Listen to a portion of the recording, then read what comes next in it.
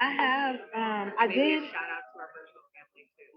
Okay, because I did do. Okay, let me see. So I said, hi, and welcome. I'll be today. Just a quick. Okay, so just quick announcement. Yeah. There a way to check The that emergency mic? exit. It's on. This one is on. This one is on. I just gotta see where I need to stand. Yeah, it's definitely on.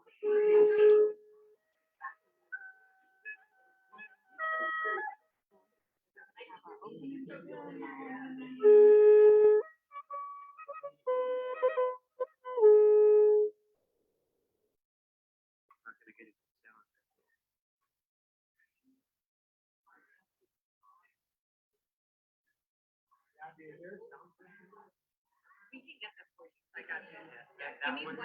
Do you need this one on? I know how to cut it on.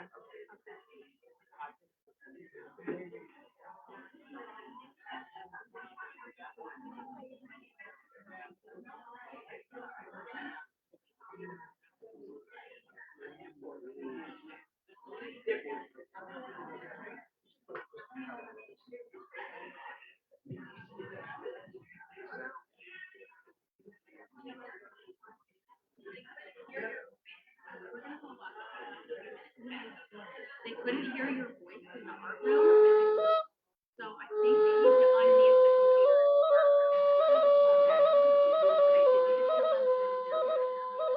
They're just warming up. Yeah, I was just fixing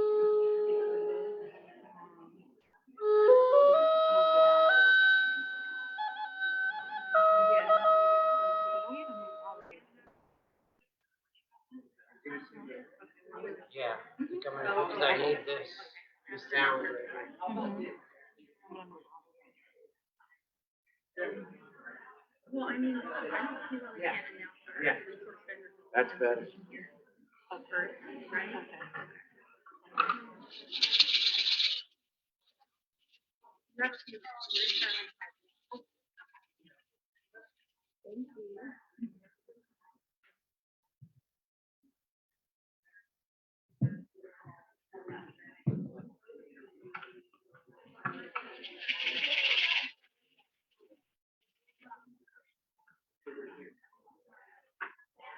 Right here, it's better that way.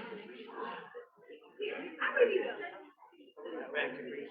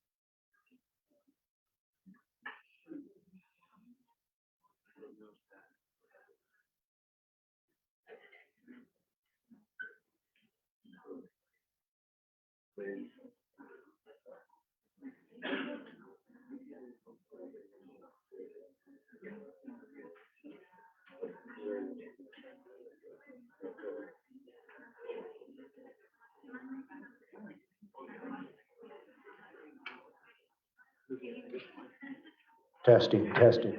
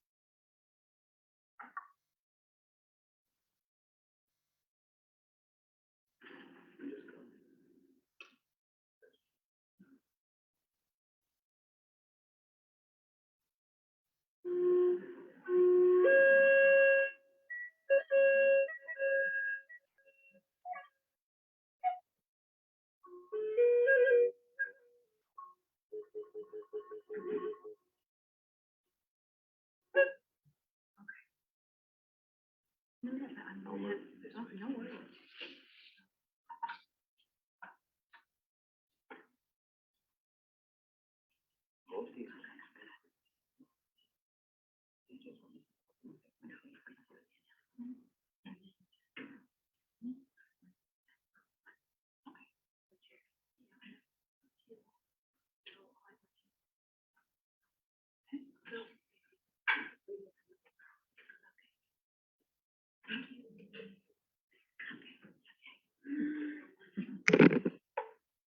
Good morning, everybody.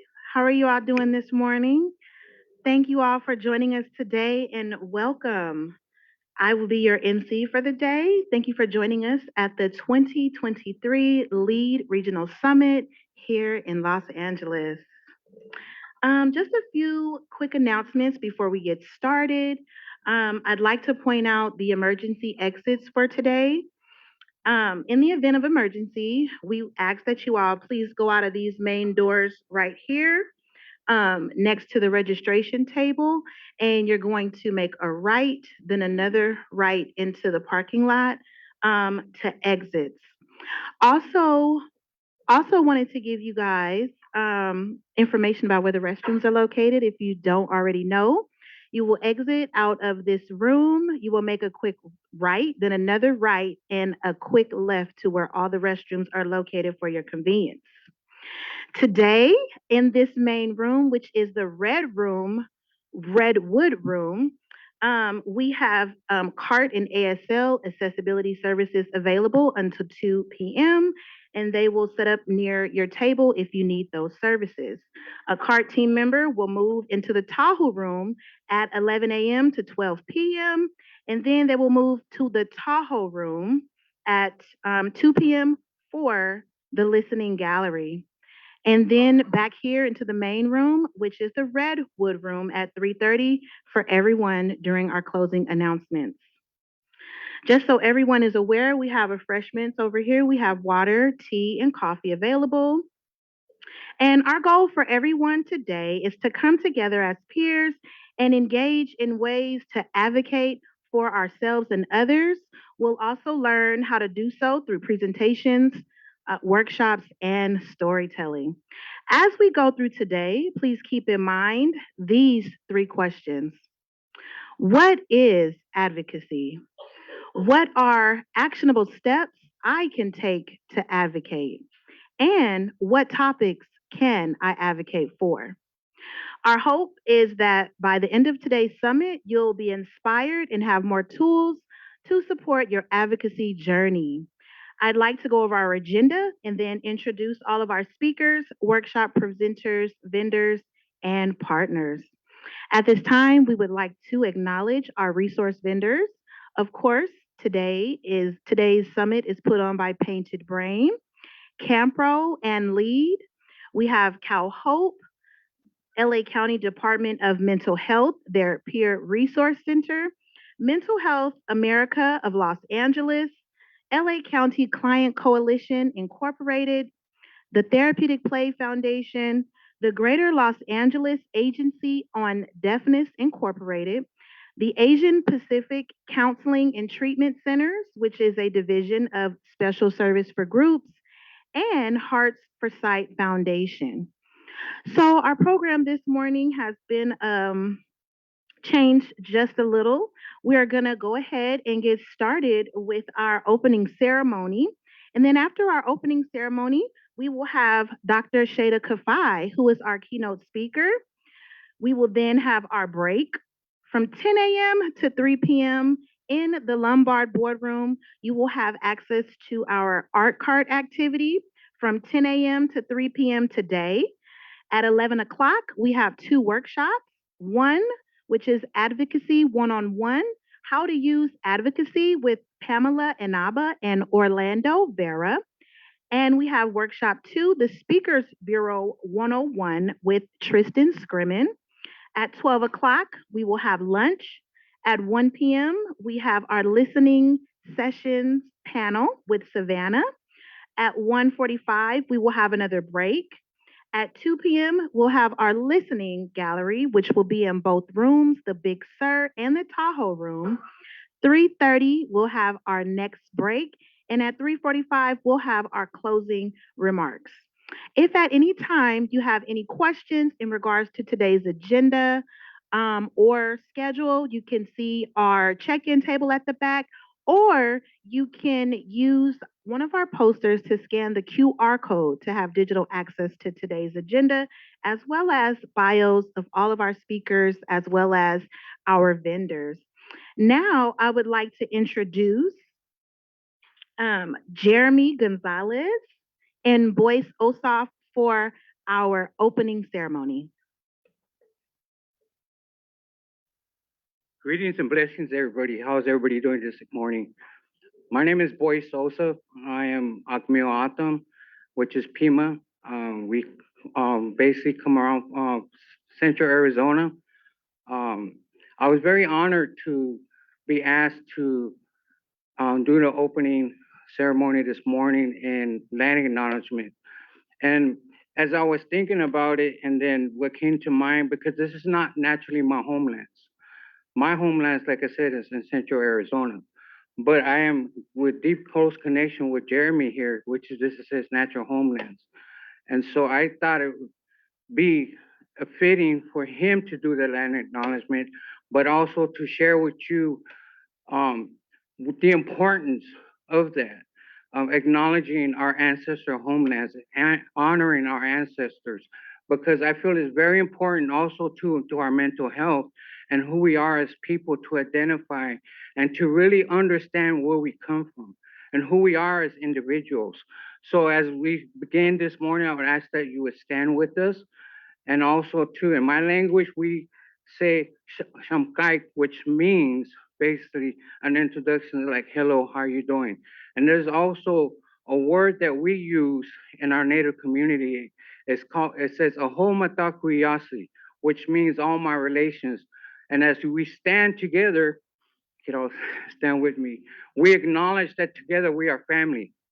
We acknowledge together that we come together as relatives. And so I would ask you to greet your relative who's by your side. If you don't know him, say, hello, how you doing? In your own personal way. And to understand that that is very important. That is community at heart. And as Native Americans, we are a communal society. We're built on community. So I just want to thank each and every one of you for your presence here, your presence within my life. And I want to pass it over to Jeremy. Good morning. I'm Jeremy Gonzalez. I'm from the Gabrielino Quiche Nation. My ancestors are the first indigenous people in this area. We go by a lot of different names: Gabrielino Quiche, Gabrielino Tongva, Gabrielino Shoshone. And we need to honor this space in this area and respect each other. Like Boyce was talking about, when we talk about the medicine wheel, it represents all of us. We all have a job on this earth. And the medicine wheel has 4 different colors. Does anybody know what those colors are? And that represents humanity. And the circle represents a circle of life. So basically what I do, I'm an advocate for the homeless. I've been an advocate for the homeless for the last 10 years. You can Google Jeremy Gonzalez Venice and see some of the work that I do. I'm going to introduce Hidri Gonzalez. She's going to start out the prayer. Come on, Hidri. Good morning, everybody. My name is Hidri Gonzalez. I'm honored to be here this morning to lead this 4 directions prayer. I've been suffering from schizoaffective bipolar for the last 20 years. Being able to speak on this platform gives me clarity and balance. Thank you so much. Now, if everybody can turn and face to the east. Prayer of the 4 directions. Great Spirit who comes out of the east, come to us with the power of the east. We are thankful for the light of the rising sun. Let there be light on the path we walk.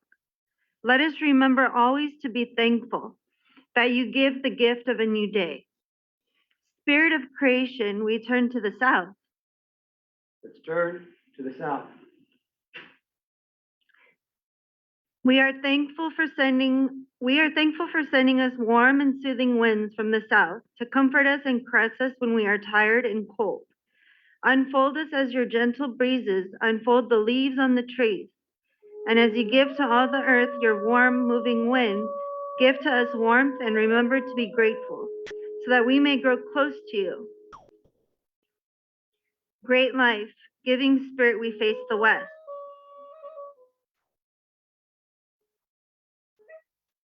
The direction of sundown. Let us remember every day that the moment will come when our sun will go down. Never let us forget that we must fade into you. Give us beautiful color. Give us a great sky for setting, so that when it is time to meet you, we come with glory. Great Spirit of love, come to us with the power of the north. Make us courageous when the cold winds of life fall upon us. Give us strength and endurance for everything that is harsh, everything that hurts, everything that makes us squint. Let us move through life ready to take what comes from the north. Great Spirit of the sky, lift us up to you that our hearts may worship you and come to you in glory. Hold in our memory that you are the Creator, greater than we, eager for our good life. Let everything that is in the world lift our minds and our hearts and our lives to you, so that we may come to you always in truth and in heart. Gift of all life, we pray to you from the earth. Help us to remember as we touch the earth that we are little and need your pity. Let us to be thankful for the gift of the earth and never to walk hurtfully on the world. Bless us with eyes to love what comes from Mother Earth and teach us to use well your gifts. Thank you so much. I really appreciate you guys, and I suggest you Google me so you know a little bit about my story. I lost my son about 2.5 years ago. He was only 24 years old, and it was due to mental illness and drug addiction. Creator saved my life after my son passed, basically through these flutes. I only started playing these flutes when my son passed because I was suffering from severe anxiety. I couldn't sleep. I couldn't stop crying. I had to find a vehicle, a direction. You know, I'm always talking to Hedri about redirecting when she hears voices, when she gets negative thoughts, to redirect those thoughts into positive thoughts. Redirect those thoughts, those feelings into positive thoughts. I have a friend that lives on a reservation. He's a young man, and he seeks advice from me from time to time, and he struggles with alcoholism. And he'll call me and he'll say, Uncle, I'm going to walk to the gas station. I say, don't walk to the gas station. It was 9 p.m. I said, what time does the gas station close? He says, 12. I stayed on the phone with him until 12. As advocates, as human beings, as caretakers of this earth, we have to love and advocate for each other. Thank you so much.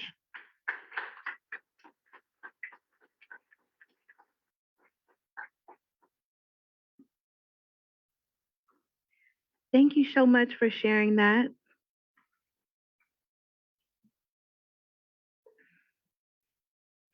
Now, we will welcome up our keynote speaker, Dr.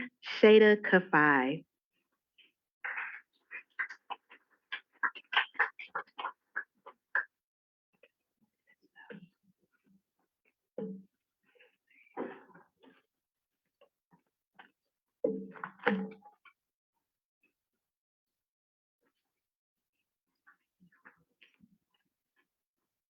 Hello, everyone.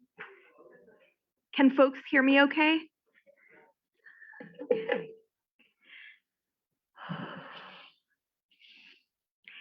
All right, lovely people. My name is Shada Kafai. I'm a professor at Cal Poly Pomona, and my keynote today is called Rooting in Community, the Centering Love Work of Mad Pride.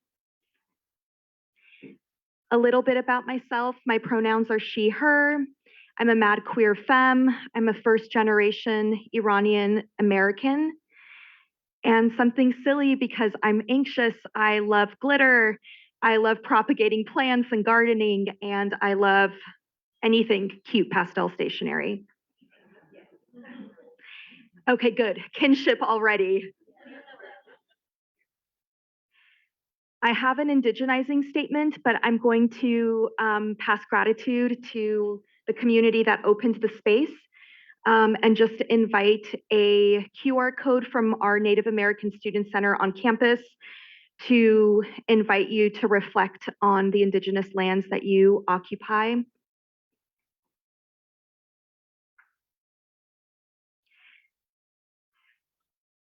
And before I invite us to do a disability justice grounding, I wanted to thank, firstly, the amazing organizers of this conference, the dreamers of this event, Painted Brain and Campro. I want to thank them for arranging a place where we can gather to share our collective wisdom and experiences. And I want to ask that we give all of them a round of applause for creating the space for us.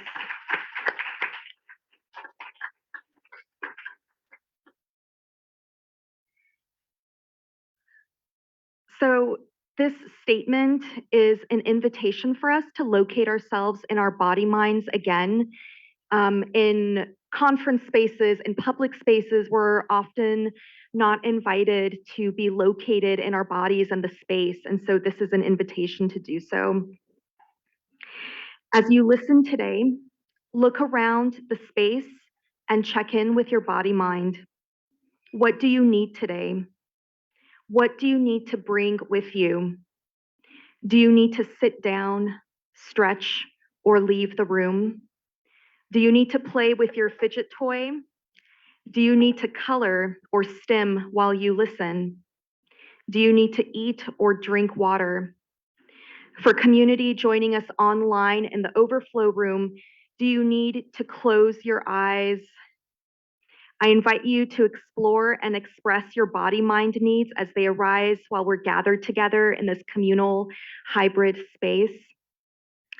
And I'm going to be using the word body-mind today as opposed to talking about the mind and body separately as a way to align with the work of MAD scholars and MAD practitioners like Margaret Price, who write that these in fact are not separate entities. They do inform one another.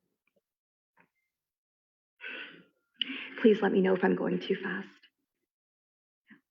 Okay. So my keynote today invites us to collectively reroute in our community. Whether you identify as peers, as neurodiverse, as having a psychiatric disability, or as MAD, I identify as MAD, we are all part of a community that sustains us. I want to call into the room the words of Black lesbian feminist writer and activist Audre Lorde. She wrote, "Without community, there is no liberation, but community must not mean a shedding of our differences, nor the pathetic pretense that these differences do not exist." Today, we embrace our intersections and celebrate our MAD knowledges. I use the word MAD to honor the legacy of peers and patients' rights advocates who, beginning in the 1990s in Canada and since then elsewhere, have invited community to embrace their madness, their MAD identity with pride, and instead challenge the stigma of phrases like disorder and mental illness. Through today's keynote, I will be offering us journal prompts, moments to pause and reflect and consider. You will have 3 minutes for each journal prompt, but please know you are invited to return to them throughout the day at any point. This is our first journal prompt. Who is a part of your MAD community? How are you supported by MAD community? If folks need something to write with, please raise your hand so that we can support you. Let's take 3 minutes.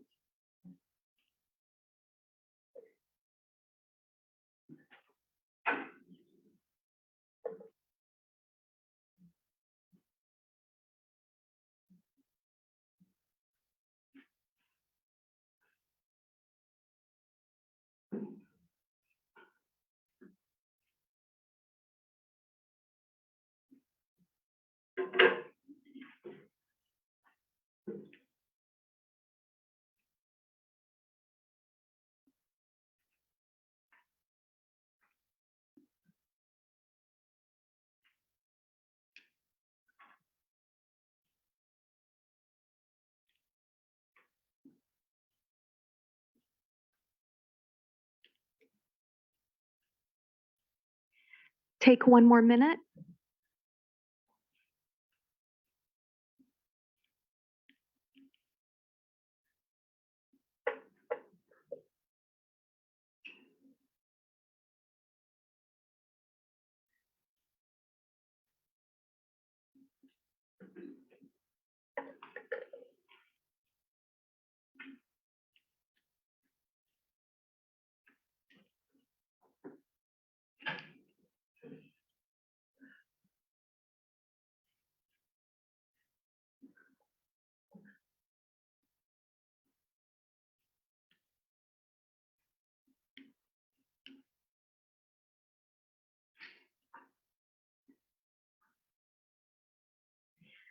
Okay, everyone, welcome back. I want to speak to you all a little bit about ceremony and about locating ourselves. We, dear ones, live, create change, and nourish our mad intersectional communities, not despite our madness, but because of it. We live with messy, tender hearts and with deliberate persistence. We, the mad many, are often mood travelers. I shift, for example, from moments of presence and rootedness toward wreckage and disorientation. The container of a day does not necessarily relegate my shifts. They come and go, only to return again. It is an unexpected feat, this mad magic. During these moments of variation, my body-mind needs to remember that I am limbs and organs, that I have weight. This weekend, during a moment of dissociation, for example, I walked in the yard by the winter vegetables that are trying to grow despite the temperature. I walked barefoot to remember that I am tangible. I walked barefoot to be made familiar to myself once again. Dear loves, when we find our way back to ourselves, when we find our community, we engage in tender, mad ceremony. Orienting in this way allows us to make homes in our body minds, even when we are told that we are expendable, unworthy, and invaluable. We, the mad, express so much in our everyday ceremony. It is ceremony to wake up and leave our beds, as we did today. It is ceremony to feed ourselves, to take our medicine and tinctures, to soak our bodies in water and adorn ourselves in clothes. When depression overwhelms and we cannot access words, we send each other memes and digital stickers. We send each other gifts. We text when we are overstimulated but still want to connect. My community and I, in particular, send each other femme love notes with Sanrio stickers and Venmo each other money for food. We remind one another that some days, simply waking only to sleep again is enough. Some days, just this is enough. These are the moments of our living. This is how we make home in our madness. This is our second journal prompt. What is your mad ceremony? How do you make home in your madness? Take 3 minutes.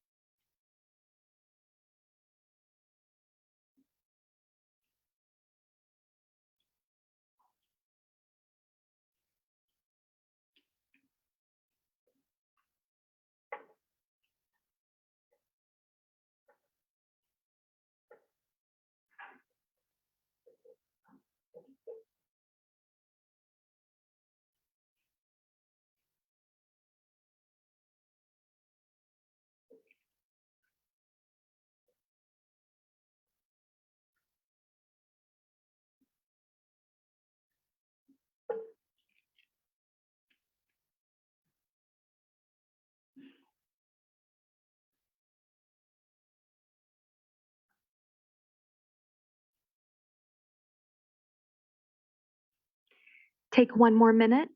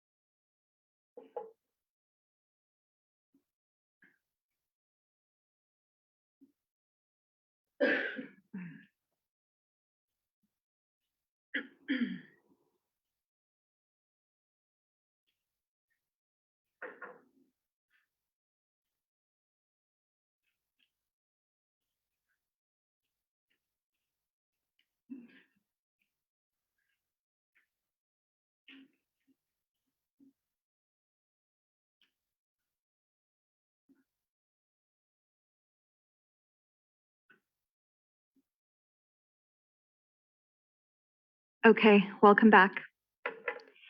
So a little bit about community. My madness and its persistence have taught me that I am sustained by my community of fellow mad, chronically ill folks of color.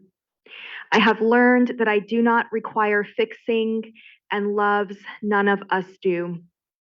My madness has taught me that I deserve to honor my needs, that my needs are not shameful. I've learned this specifically from disability justice activists in the San Francisco Bay Area that I met and had the honor of interviewing. They call this practice collective access, and I would like to share their definition with you. They write, access needs aren't shameful. We all function differently depending on context and environment. We can ask that our needs be met without compromising our integrity. We can balance autonomy while being in community. We can be unafraid of our vulnerabilities, knowing our strengths are respected. Community, our needs are not shameful. Repeat this as an incantation so that you can be unapologetic in your moving slowly and resting. I'm now going to read some of my current access needs, and I'm going to invite you to snap or clap or ASL clap if any of these are things that you can also relate to. Okay, number one. As someone who takes a lot of medication, including antipsychotics, I sleep a lot. Sleep is an access need. Napping for an hour or two during the day is an access need. Yes, yes. Asking people to repeat themselves when my brain fog is high is an access need. Yes. Playing with my anxiety toy in public instead of pretending I'm not anxious is an access need. Using my earbuds when there is too much sound and I'm overstimulated is an access need. Yes, beautiful. Again, I just want to stress that it's because of my MAD and disability justice communities that I am able to celebrate these needs and amplify access and rest. And to this end, I want to invite us to consider our last journal prompt. So I've shared a few needs with you. What are your MAD neurodiverse access needs? And how do you rest? Take 3 minutes, folks.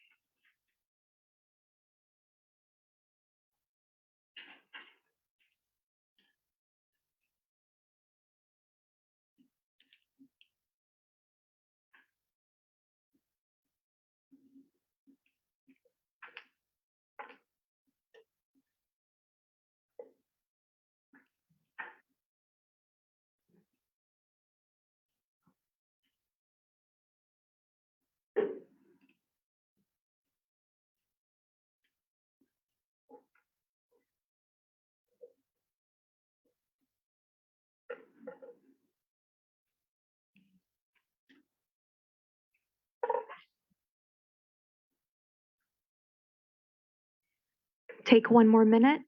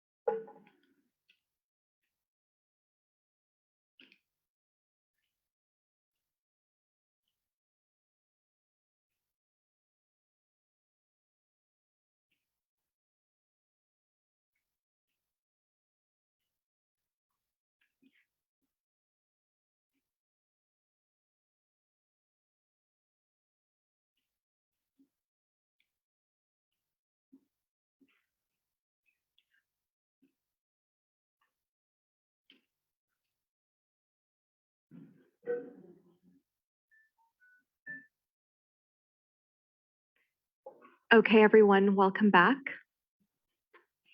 So I've been an educator at Cal Poly for, this is my 11th year in the Ethnic and Women's Studies department. And so I wanted to end, as educators sometimes do, with prompting questions for us to consider as we grow into the rest of the day.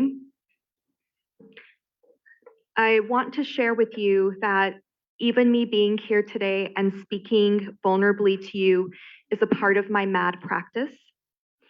It's a lesson of survival my community has taught me and that you in these journal prompts have begun to take stock of. I want us to now begin watering this seedling with curiosity and with questions. How might we mobilize this wisdom now to create systemic change? How do we enact change for multiply marginalized MAD folk? As today's conference begins, hold fast to the rootedness and joy that sustains you. How might you, how might we, in all our MAD magic, generate civic action? As someone who did not arrive to my own MAD pride until I experienced the doulaship of community, I leave you with an invitation. What changes do you want to make in your community? What experience might you have had now that as a peer and as an advocate, you want to ensure that no one else ever has? Ground yourselves in these answers and let them be what propels you forward in community, always in community. Thank you all so much.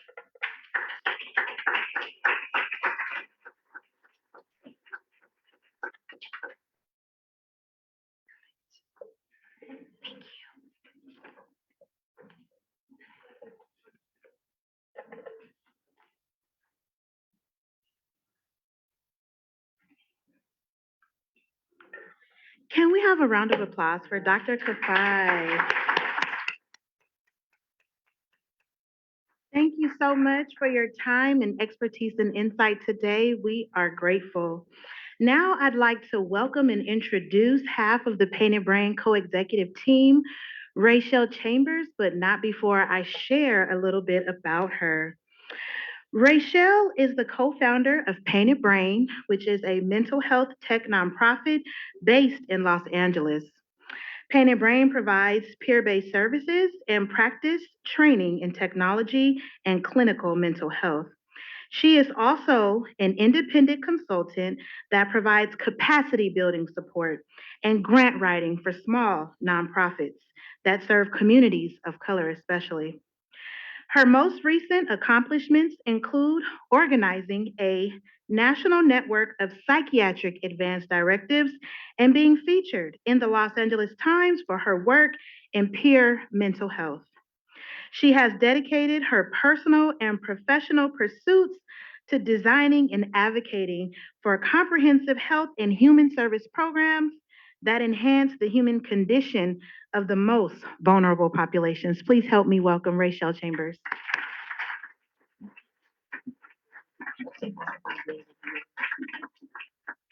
Hello, hello. I just want to say good morning and welcome you all to the LEAD conference. I'm so honored to be a part of this event. I'm gonna be a little vulnerable in our welcome, but I want to say thank you for being here again. I want to thank you as peers, vendors, speakers, and bearers of the deep wisdom that we hold. As peers of diverse backgrounds, it is important for us to advocate and to share our stories so that we can provide the best services possible. I want to talk a little bit about myself and how we got here at this LEAD conference today. I am a woman with lived experience. At the age of 14, I tried to commit suicide. I was depressed. My mom, I was put in placement. A little bit after that, I was hospitalized again. And I really was struggling with what I was going to do with all my trauma. And then a little while later, I had met Dave Leon while I was living in Koreatown, and I was depressed and I was on a lot of psychiatric meds. And I told him I want to do something to change the world. And he said, well, join me in my project, Painted Brain. And I was like, well, how many people do you have? And he's like, we're like, in the words of our keynote speaker, we got a lot of mad people with us, a whole crew. A little bit after that, me and Dave sat hours and hours talking about our mental illness and relating. And that was the first time that I felt normal being around a community of individuals, Black, Latino, API, everybody that shared the common experience of lived experience and wanting to make a change. And so a little bit after that, me and Dave did our nonprofit work and set up the 501c3. And its history after that, we are here today because of our lived experience and our need to advocate. I want to thank you all for coming here, and I would suggest and hope that you be vulnerable today, that you have an open mind, and be unafraid to learn something new and change. Painted Brain came from the hurt, the pain, the love, all the things that we wanted to do to share on the world. So I thank you for being here, and I want to leave you with just some words of encouragement. Be bold, be unapologetic, and don't be afraid to advocate. Um, and I want to thank you. I also want to acknowledge Campro. I don't know if Andrea wants to come up here and say a few words. I put her on the spot, but this wouldn't have been possible without the partnership that we have with Campro and really bringing up leaders and advocates. So I just want to share the space with my colleague, the newly appointed executive director of Campro. And I put her on the spot, but that's what we do as leaders. Thank you, Rachel. Hi, as she said, I'm newly appointed. I've been in the head of Campro for about a year. Stepped in for our founding director, Sally Zinman, who was really a pioneer in the peer movement, and I always want to bring her name into the conversation because she was my mentor and mentored so many of us in our peer movement, and is the reason why a lot of things have happened in policy and around peer support in California. Yeah, so happy to work with Rachel and Painted Brain. They've been sort of involved in our LEAD project since I started in 2020. And we're excited that we're in our third year now of our program, the Lived Experience Advocacy and Diversity Program. It's one of 5 programs that we have at Campro, but it's the largest and, to me, one of the more important pieces because it brings your voices up to the forefront of everything in policy. And so glad that you are here today to kind of in this culmination of work that we've been doing to bring individuals in each community forward to not for us to lead the way, speak out and make change, but for all of you to lead the way, speak out and make change, and to provide that platform, because really it's nothing about us without us. And if you all don't be a part of that process, if your voices are not heard, then it's not a true authentic program that we know works for us in most cases. So glad to be here today, and thank you for listening and welcoming.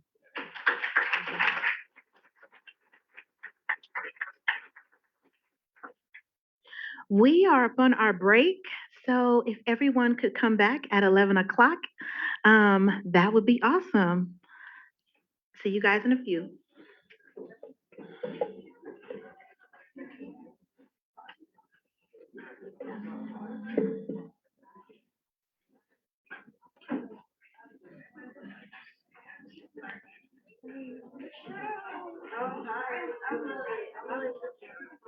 Have you spoke at staff meeting?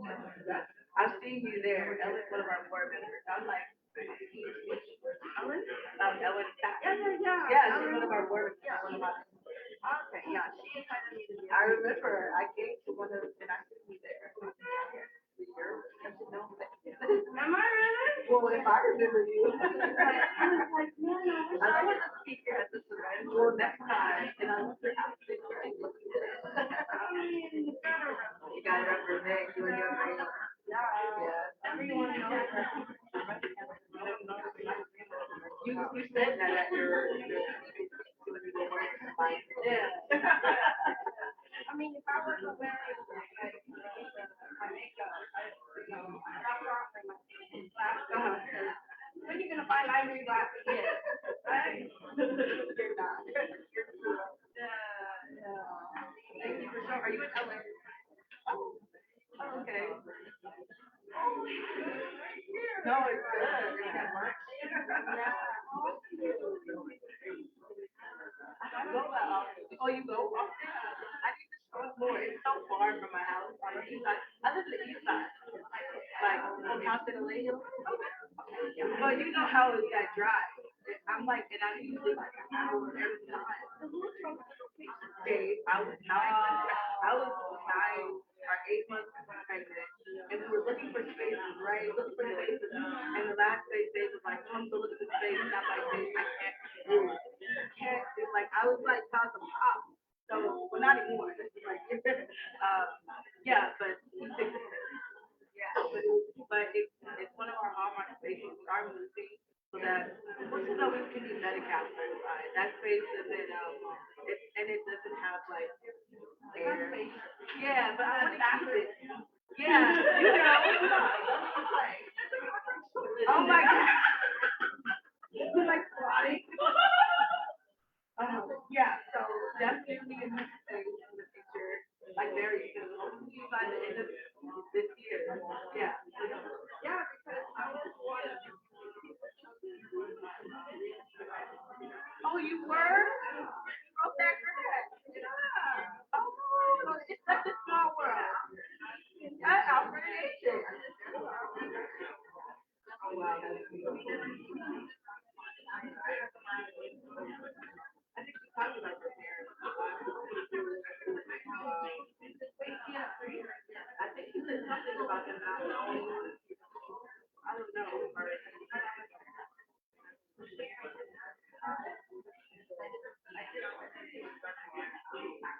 Yeah. Oh yeah, I didn't do that.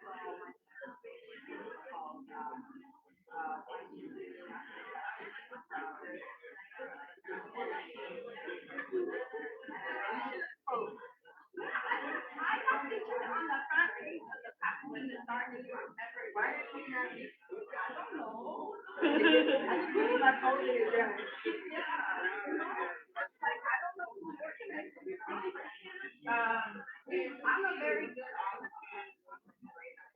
I used to organize conferences. I was yeah. And I was the moderator. So you come to the table, right? I'm gonna have to know the next conference is Filipino, okay? Oh, I'm serious. I've seen you speak already, so I already know. Oh, I love your outfit. I don't know you, but I was admiring your outfit.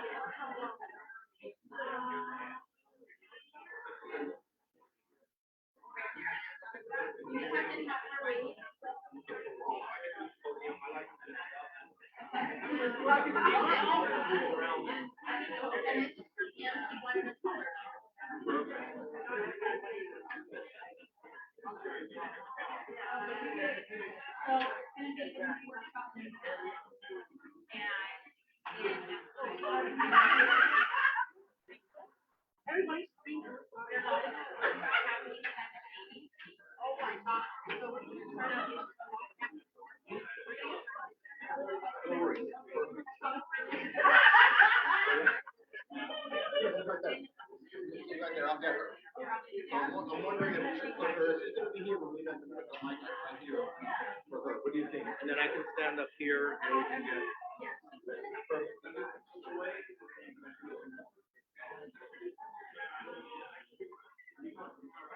She gave me 3, not 4. Is that okay? 3. Just 3? Oh, okay. Gotcha. Okay.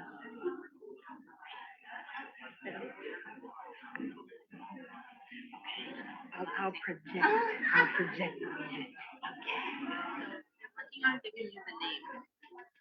She gave them to me. Oh, she did? Yeah, I have them. So I didn't want to start before she sent me the names.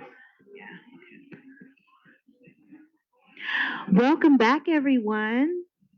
Welcome back. Before we jump into our workshops, I'd like to share that we have 3 lucky registrants in the room today. When you registered, you were entered into our scholarship opportunity drawing.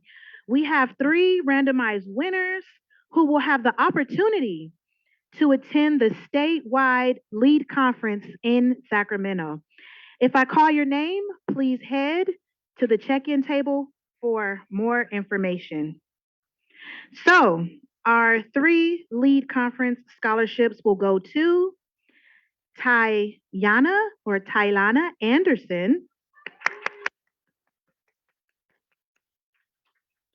We have Maria Ruby Gonzalez.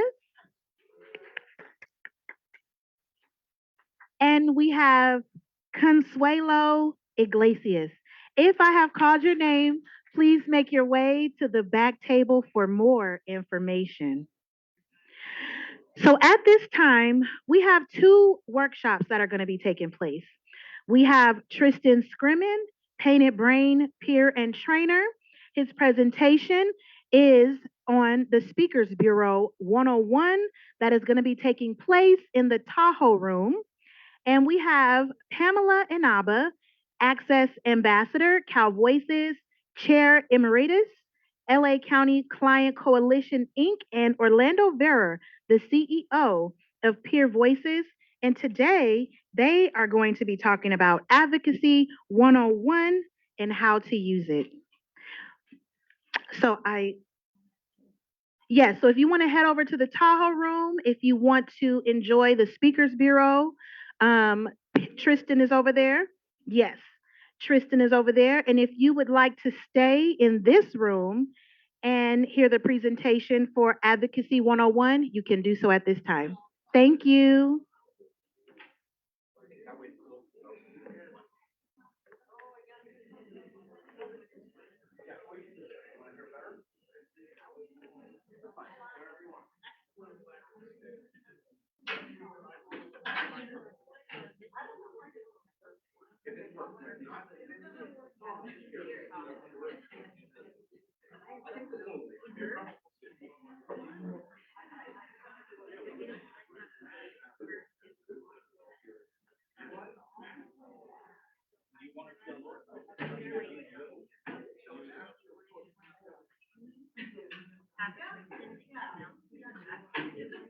You what?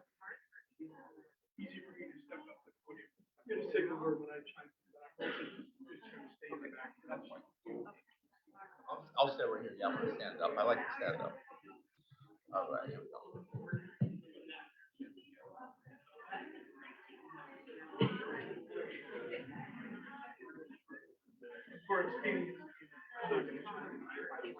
No worries. Don't worry.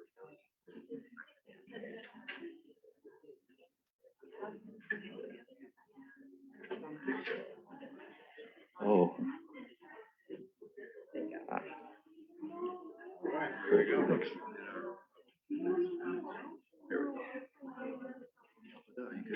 Huh? You need help with that, or you good? I'm good. I can put it. Yeah. So just push that button, right? Yeah, first, space button, or, yeah. And then this. Are you gonna be over here?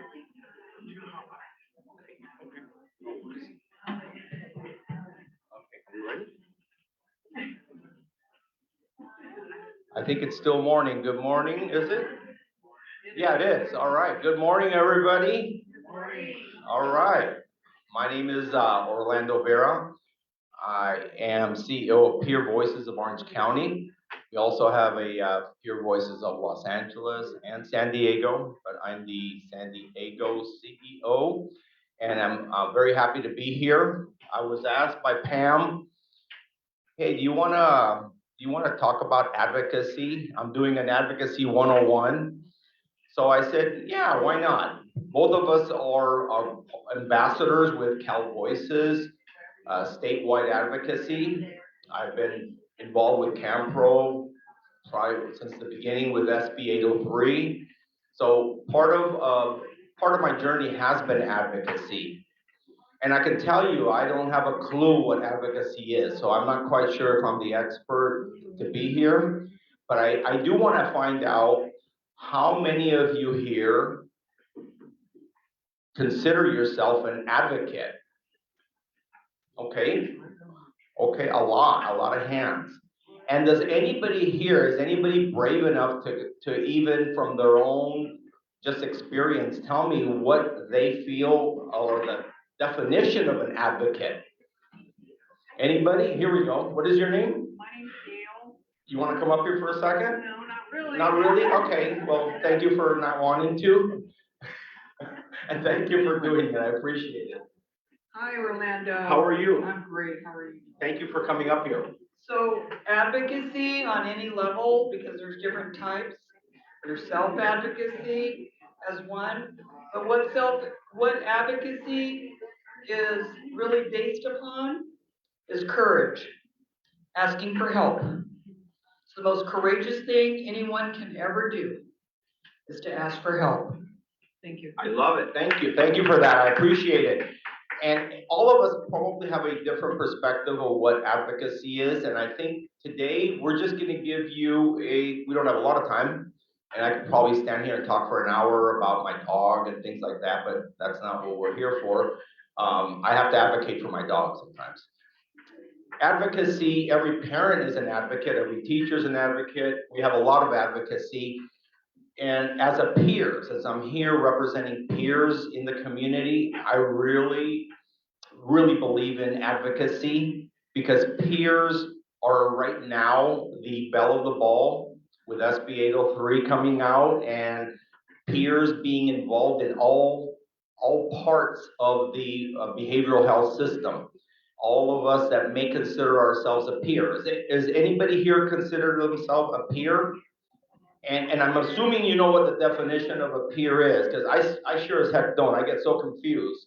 Although I do see SAMHSA and DHCS, and I do believe it's a lived experience. But in one of the 17 core competencies of what a peer is, one of those core competencies says advocacy. And I really do believe that most of us in the industry that we are in, the peers, are not doing a very good job of advocating. And I think that's one of the reasons why it is important for me to talk about advocacy. It's like not just advocating, but talk about what advocacy is. Because we have to root people on, because advocates are brave. Advocacy is, you have to be brave to know how to ask for help and to say, I don't know what's going on here, but I'd like to know. And my voice is important. No matter where you come from, no matter who you are, your voice is important. And I think that everyone here probably agrees with that. So thank you. I'm gonna go ahead and I'm gonna introduce Pam, as you can see right here. Pam has been advocating. I've gotten to know her through Cal Voices, and she's an amazing advocate. She's been doing it much longer than myself. She says, I need your help. And I said, no, I need your help. She's amazing, and she is a true advocate. And I told her, what are we gonna do with this presentation? So we're gonna go through it, and we're gonna ask questions and engage the audience, because this really, advocacy comes in so many different shapes and colors, like all of us here on this world. And that's what makes it amazing. But I think the courage that you need to be an advocate is important, whether it's a passion. And with that, let's start with Pam. Pam, do you wanna come up and say hello, or do you wanna speak into your mic? No. Here we go. And again, Pam, Chair, Emeritus Resilience Chair, Los Angeles County Client Coalition Incorporated, Los Angeles County Access Ambassador, Access California Cal Voices. Her phone and text and email is in there. She is definitely an advocate, so we're gonna learn a lot from her. All right, with that, I'm gonna go. You want me to continue, Pam? Yeah, you were gonna ask, oh, you did that. Sure, yeah, I guess I can talk now. Yeah, go for it. There's your bio, it's right behind you. Oh, There you go. yeah, that's what I wanted. Hi, everybody. Can you hear me? Yes. Okay, I have a little Bell's palsy. If you know what that is, it's kind of the side of my face droops a little. It's kind of like a mini stroke. So if you can bear with me. So I can't smile on this side, which is horrible because I love to smile. And so I'm gonna try to talk. You're smiling in your heart. That's true. So I'm gonna try to talk without having too much difficulty. Okay? Yeah, I saw that a lot of people are pretty much. You guys sound like, looks like I see a bunch of people that I recognize too. Advocates have been doing this for a while now, so I've been doing this for over 35 years. Wow. And I'm an old lady. Maybe you can't tell, but I'm 64 and I love what I do. It keeps me alive, it keeps me going, it keeps me feeling like a whole human being, and that's really important. I think advocacy is very important, and I'll get into that a little bit, but for me, having done this for so long, it's like I'm never at a loss for learning. I learn something every day from everybody, and that's what's really keeping me going. Is that I can never sit down and sit back.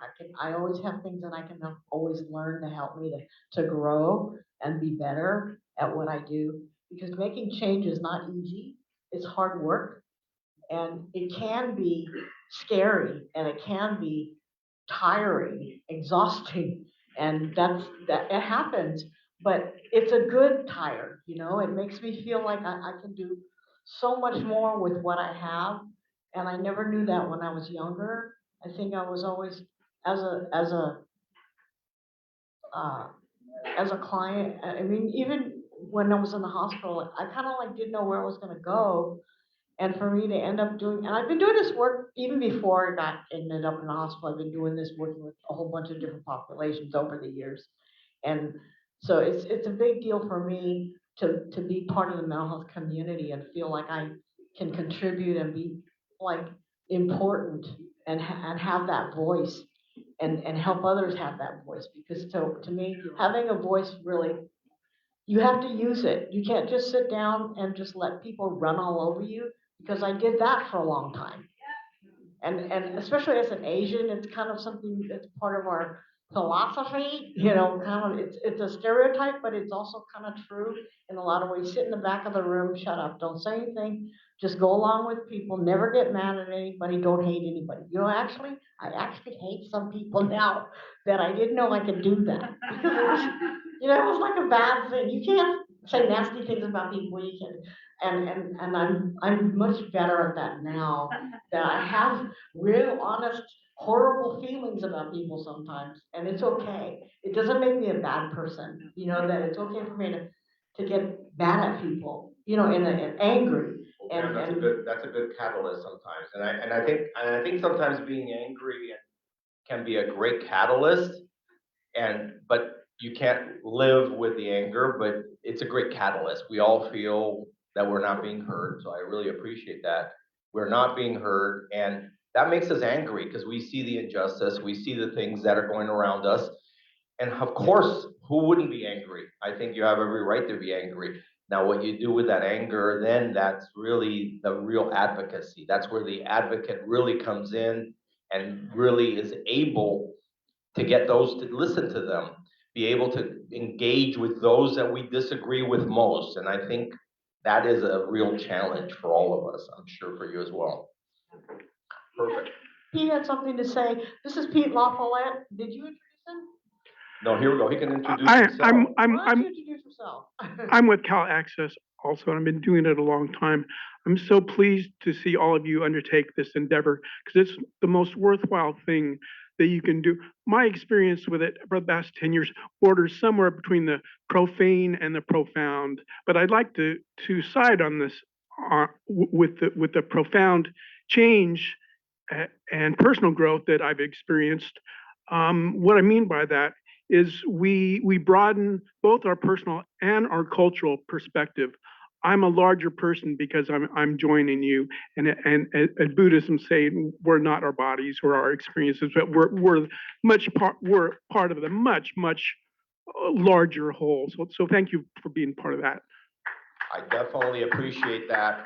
Wonderful, thank you. Yeah, definitely. I think everyone here, I would almost guarantee thinks about others more than themselves. Many of us here. And that may not be the best thing at times, but I think that also makes us those that can relate to others. And I have my own personal definition of mental illness, and to me, it's an inability to see another. If you cannot see another, something's wrong with you. You know, you don't just walk over someone who's homeless. You don't just walk over them. You just don't look at children who are in the streets. You don't look at those that have addiction and just disregard them. So I think that maybe there may be more people that have mental illness that may want to, if they use my definition, maybe more people would be mentally ill. And I would hope that being able to see others is really part of the advocacy. For some reason, those of you that are advocates see something. Sometimes you don't have the ability to say what you see. And that's really the process of educating yourself on how and what to do, how to advocate. Now, you can advocate on a micro level, which is those around you, and that's powerful. Remember, one person can change the world, right? You had Martin Luther King, who was one person, and he was able to make an incredible change in the world. So those type of things are very possible, and that could very much be you. So if I talk to you and help you and support you to be an advocate, that's fine with me. I don't have to be in the front lines. You could be in the front lines. Anything you want to add to that, Pam? Because she's in the front lines. Yeah. I have to remember to do this. Yeah, that's the thing is in a lot of ways I'm used to being in the back, but it's like I have to propel myself. I have to say, you know what I say really is important because other people rely on me.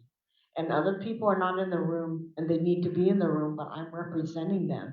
And that's okay that I go up to the front and make a big deal about stuff because things happen that people they shouldn't have to go through stuff that they go through. And I've been through that too. I've been very lucky. The system has been really good to me mostly. And I went through a lot like about 30 years ago. And to be able to do what I do today is kind of a testament to how what I went through before made it harder for me to what I was able to do now is like because before I didn't know I could do anything. I didn't know that I could navigate this system and be like become a support group facilitator. I ran the socialization at Portals. I actually started all the peer groups in the Westside Neighbors program. When I lived in it, you live in the community with other clients, and we had a great place. It was beautiful. It was a 2-bedroom apartment with balcony and fireplace. And I mean, we were in luxury for me because I was used to being a student where my furniture didn't match. And now I'm living in this place. It's like, oh my God, I have a balcony. I can go outside and have a good time. So things like that. I mean, I didn't know I would have that kind of at my disposal. So it made a big difference. Like, Pam, did that come from advocacy? no, you know what? You advocated It for did. yourself. I forgot. I actually advocated to get into that program, and it was a 2-year program. You had to be sober like 60 days and stuff, you know, those kinds of things. But I never had the alcohol drug experience thing for me.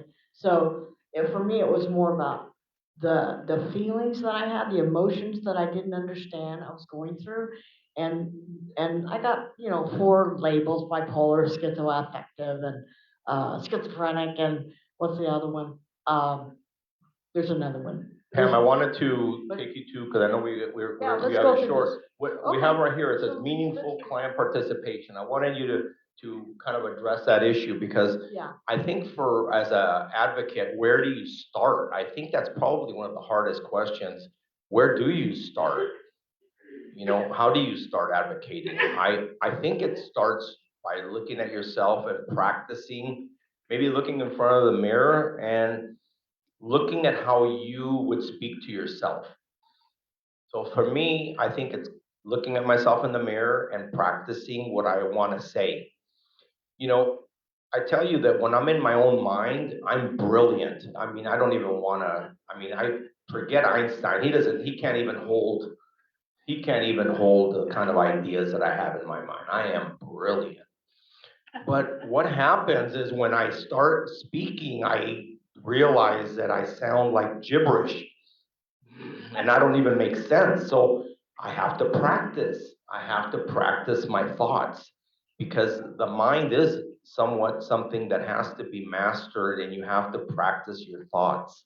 So I look in the mirror and I say, okay, Orlando, what do you want to say? And the first time I want to run out of the room. Probably by the 100th time, it starts making sense.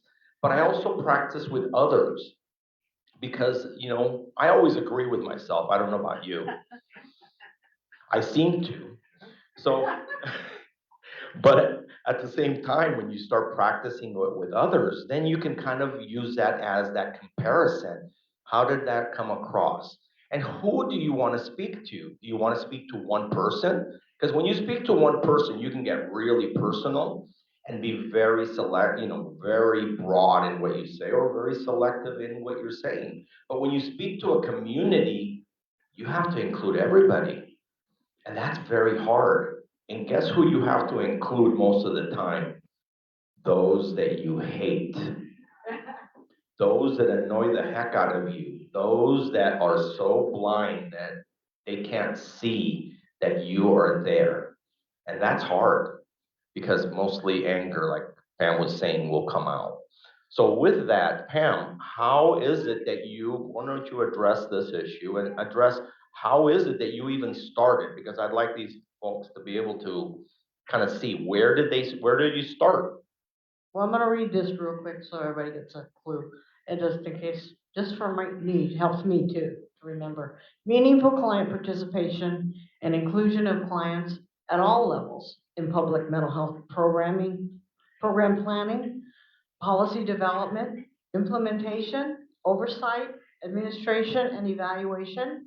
And it also includes legislation as well, like the laws that we are supposed to live under. Sometimes they're not the best, but that's something that we got to work on. Um, Advocacy is seeking an increase, expansion, limitation, decrease, or stop of an aspect, issue, concern, or complaint, or something that's like services. And let's see. Okay.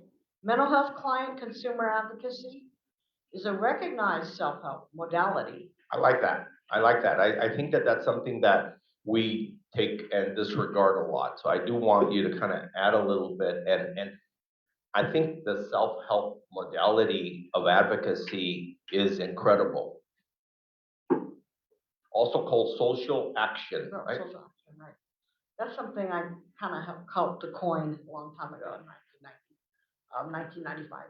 Persons diagnosed with mental illness who advocate for other client consumers are representing those of their peers who are not at, or missing at, a particular meeting or event. So it's like generating action. You're um, you're actually kind of waking up the room. That's what I tell people. Waking up the room so that they can listen and understand. Guess what? So I have something to say, and it's important, and it needs to be said. And also, I want you to not just understand it, but maybe take it to heart, and maybe you might understand how, with my personal experience that I will mention to you, maybe you can understand how it feels to go through some of this stuff, because I think that's one of the biggest things. And what's the word? And Empowers? what's that word? Empathy. Oh, empathy. You can when you can empathize with other people. I think it helps you to put yourself in somebody's place and help them understand. This is how what I went through.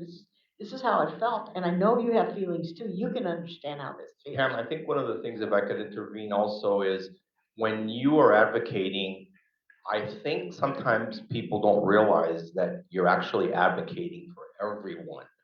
There's benefits to advocating, and a lot of people sometimes want to separate advocates and say, well, you're just you just care about your own cause. You only care about your culture, your people, they can come up with anything. But that's not the case, right? I say no. You're right, it's not the case. Why?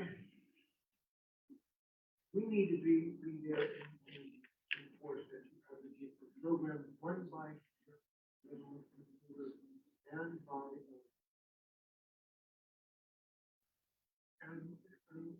in coordination maybe with professionals, right? We need to advocate for, and I think one of the points I was trying to make is when we advocate, even if we're advocating for children, let's say, and you may not have a child, in one way or another, that advocacy, the disability advocacy, it helps everyone. It'll help you at your job. It'll help you throughout your life. It'll help change society. It'll help mold society to look at all of everyone. And that's all that I think advocacy can do for us. Now, right here we have, did you want to say something real quick and add on? Real quickly, when I'm doing advocacy, I feel at my best. I'm dealing in human currency. I'm not dealing in data systems. I remember one time an agency said, we know we don't have aggregated data systems. You know what? We do with the Mental Health Service Act, but it was not flattering from that agency. And guess who kept all that data? It's you and I did it. I used a lot of levity. This isn't as much fun as it looks, and a lot of patience.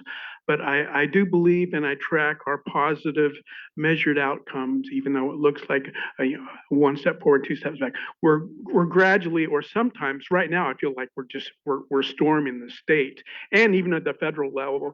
At the federal level, they're putting rules down that the mental health delivery systems will be configured. It will reach a more broader audience, and you are really at the center of that for your hard work.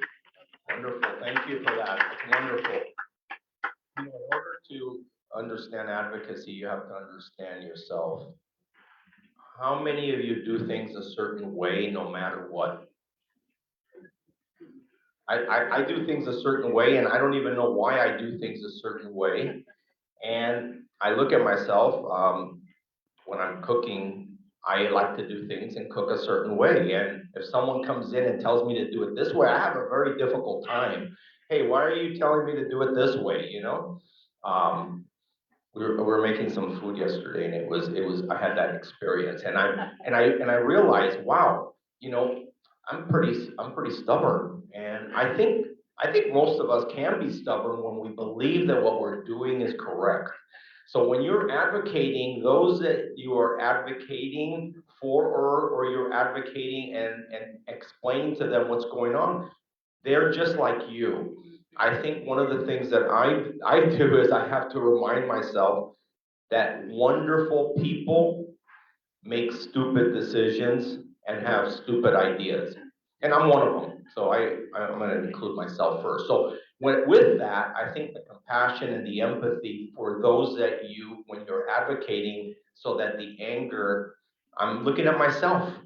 I'm looking at myself. And if someone's trying to change, I know when my mom was advocating, telling me to do something, I was like, no, this way. But so we all have that. Now right here, Pam, it says, why do we need advocacy? Yeah. That's Okay. you. So you need it because how else do we find out? How else do we actually change things? How do we make things better? If we're not getting the services we need, if we're not getting the services we deserve, what's going on? We need to change that because a lot of times, that's the thing is, things that could just go on and on and on, nobody, does anything. And we just keep it, what is it, status quo? Right? We got the status quo going, and guess what? We're not status quo people. We're all different. We all have different experiences. We come from different places. We have different backgrounds, and our needs are different. Sometimes they're the same, but a lot of times they're different because we have cultural differences. We have other lived experience that changes what we need. When we've gone through trauma, things, you can't just say, okay, well, just get over it, right? You've been through that. Get over it. Just what is it? Buck up and deal with it, and don't worry about it. It'll go away, right? It'll get better. But just by letting it go, it doesn't work that way. Things don't just change without some kind of interaction. Something has to happen for things to change, for people to understand, oh, maybe this isn't working. Maybe this isn't going to do what I need it to do. So let's figure out, what can we do differently? And sometimes that means that you got to give them some input, and you got to explain something and give them something they can relate to, like a personal experience. Guess what? I've been through this, and that didn't work. What you're doing didn't work. But that takes a lot of bravery, and that's what you're talking about. That's what, when we first came up, I think being brave is important. I'm reminded of my first experience in advocacy. I think I was 6 years old. We had just flown into Miami. We are immigrants from Cuba, and we flew in on a Pan Am flight. I know that I'm aging myself, and I think nobody here knows that there's a plane. Or you do? Okay, are those that you remember a Pan Am? Okay, some people remember it. So, I came down, and we came down to the tarp, and as an immigrant, the first thing my mother did was she grabbed me by the hand, pushed me down because she kneeled down, and she kissed the floor, and I'm like, kiss the floor? What the heck? She was grateful to be here, and I didn't understand it at the time, but I'm like, no way am I going to kiss the floor, what the heck's going on here? And I also realized at that point that I advocated for myself. I wasn't going to do what I did not want to do. And I think for all of you, you have to look at what you want to do. You have every right to do what you want to do, as long as you're not intentionally or even inadvertently hurting someone. Speaking up for yourself is not hurting anyone. So with that, go ahead, Pam. Sorry to distract you I'm there going a to little read bit. that. Respect,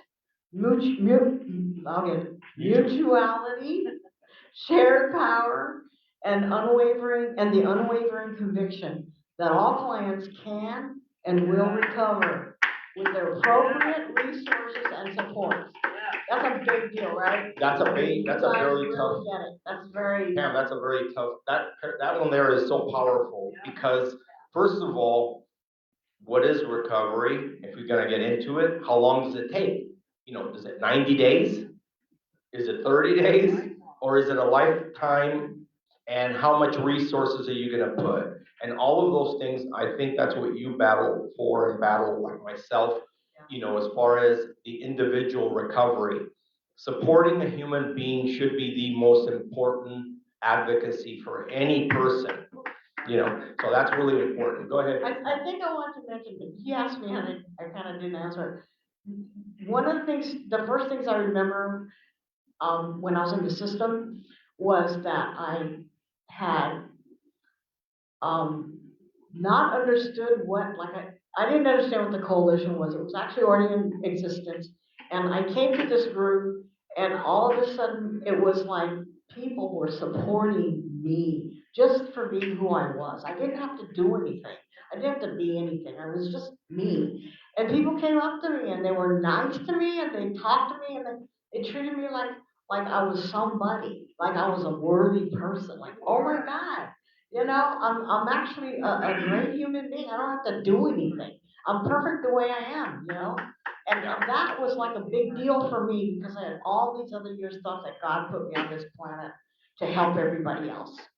You know, or anybody understand that? Oh, I think everybody can relate to that. Super person kind of thing. You gotta be there for everybody else, and then your needs are last. Oh, you don't have any needs. Excuse me. You just take care of everybody else because that's what you're here for. That was my lot in life for a very long time as a young adult. Even as a kid, I helped to raise my sister, who were latchkey kids, and I did that for a very long time. And I didn't understand that I didn't have to take it. I didn't have to just do that. It's You know not what, the Pam, only- I think you know? helping others, even if you are, I have some relatives and myself sometimes, I see that they're helping others. But I think the advocacy part is it's a balance as well, because you have needs and those needs have to be spoken out. I think it's really being honest to those around you. You know, we always talk about data. A lot of you hear that a lot, data, information. And I think being a truly an honest person, advocating is really providing data to everyone around you. You know, I've been in jobs, I have to admit, where I didn't speak up. I'm embarrassed to say. I'm gonna be totally honest. There's things that happen in mental and behavioral health. I I wish I would have maybe been a little bit braver, like you were mentioning at times. And those things are difficult. I have to look at that. And I promised myself once I realized that I cannot allow and stand by to see injustice. I think we have to stand up for injustice, and an advocate does that. Go for it. Yeah. Um, I want to say something. What happened to me, I got into the coalition and it was a great place. We got started. We were advocating for better services, but also we were trying to make sure that we didn't lose Medi-Cal, Medicare, and Social Security. So that was a big thing that we advocated for, to make sure that those didn't go away because everybody who needs it needs it. And that was a big deal. We helped people go to conferences. And when I first got there, we were not peer run. We were under the department, under DMH, which is Department of Mental Health for LA County. And they were running everything. They decided where the money was going to go. They did everything. It was very kind of like, I felt cloistered, is that the word? Just kind of like people were kind of pushing me all the Pam, time. I think that's still happening today. Yeah, and what we changed it in the coalition, 1995, Nice. we changed it so that it was peer run. It was a slow process, right, Mark? It was a slow process. It took a long time, but we actually turned it into changed it into everybody. There were officers. We had officers for everything. We made it into a viable organization. There were more people. I was all excited because I love Pam, officers. I have to ask you a quick question. What? Those that you worked with, would you say that you guys were all fighting, or were you all hand in hand fighting for a cause? Yeah, it was that. Which is really an issue. But we had to educate them. We had to explain to them, and they had to learn what it meant to be a peer run, what it meant to be let the officers actually run meetings, to actually stand up and let people say what they wanted to say, and they needed not to interrupt and help people just to be able to talk and say, like, I have this problem. A lot of times they wouldn't let people say what they need to say. And we had to explain to them, but you have to let them talk because they may have never said anything in their lives before in public. And now all of a sudden now they have something they want to say, but you're stifling what they're going to say? No. You have to let them talk. I mean, because that's going to be something that maybe they need to do. It's good for them. And you're not there to take care of, like to coddle whatever your needs are. You're there for them, to help them to say, you know what, I can't do this by myself. I need help. And it's a big deal for somebody to say, I need help, right? That's like, a lot of people can't do that. They're not. Did you want to go? Did you want to go to the next one? Because I want to. You told me to keep Yeah. you. Keep it going. She said last night to me, keep me on time because I can keep talking forever. Yeah. Okay. Be vulnerable but powerful. Give first-hand experience, personal experience. Talk about your experience as it relates to what you're advocating for. Use your experience as an example to state what you want to happen. So, that's for me has always been for a long time. It was very hard, but I finally got to a point where I was able to say, you know what? I have been through hell and back, and I survived. And so if I can survive, Here you go. you can survive. Yeah, perfect. That's perfect. Yeah, Jump into that one. That's the benefit of advocacy. Okay. I love that. There we go. Okay, go ahead and give us a comment on that. Being with these two, I have a hard time shutting up also because a lot of inspiration. I do this work for the triumph of the human spirit. Joseph Campbell calls it the hero journey. When we experience what we do with all the shootings and all the mayhem, the social mayhem, and the I ask myself, well, what can I do without really spiraling down? Well, I can work on and build my self-realization and my own evolution and share it with others, hoping that that's something you identify with. Um, the long, sometimes not so fruitful, sometimes very fruitful history of the Mental Health Services Act, we had statewide MHSA community forums in each of the size of this room and much larger. And boy, were they fun, and boy, were they fruitful. And I'm pushing for us as a MHSA constituency to revisit those and start them up again. Again, the community forums where we get so much information, again, from not from anyone else, but from our culture and our lived experience. Thanks. Perfect. Thank you. Wonderful. So, yeah, that reminds me about MHSA. That's something that you guys might want to be interested in. I have some stuff on the table that explains a little more about what MHSA is. Mental Health Services Act is a Proposition 63 that in 2004, the voters, people actually voted for mental health help to get mental health services. So MHSA is a lot of what money DMH uses to make programs work and to do a lot of the services that are happening. But a lot of it has to be brought up by us. I think what happens is a lot of times there's some groups that are not they're not accessible. They don't get accessible, like we're talking about languages, right?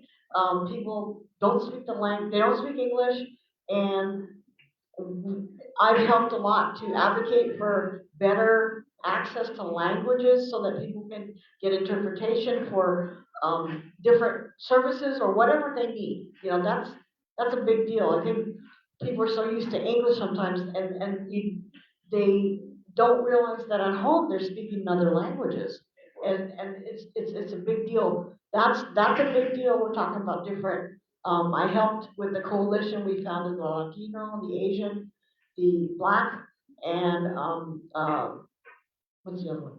That's it. At the beginning, that's how we started.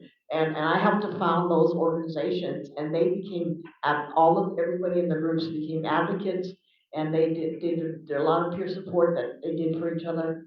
We had conferences. We had 4 conferences in a row every year, and we put out a ton of information about everything. And I'm a recreation therapist as well. So I'm really big about fun and play and act like a kid and laugh. All those 4 things that you have to have, because to me, that's part of life. You can't just go to work, go to school, take care of your kids, and not stop and laugh, look at a funny movie, make jokes, talk, and be like a kid for a while. Because you have to do those things, because that helps you replenish rejuvenate, refresh yourself so that you can go back to work the next day, so you can deal with the kids screaming and raging at you. So you can deal with all that stuff. It's not something that you can just go from one day to the next and you don't have a problem. You're gonna fall apart if you just keep doing that all the time. You gotta stop and take a break, breathe, deep breathing, meditation. I'm really big on meditation and stopping and mindfulness.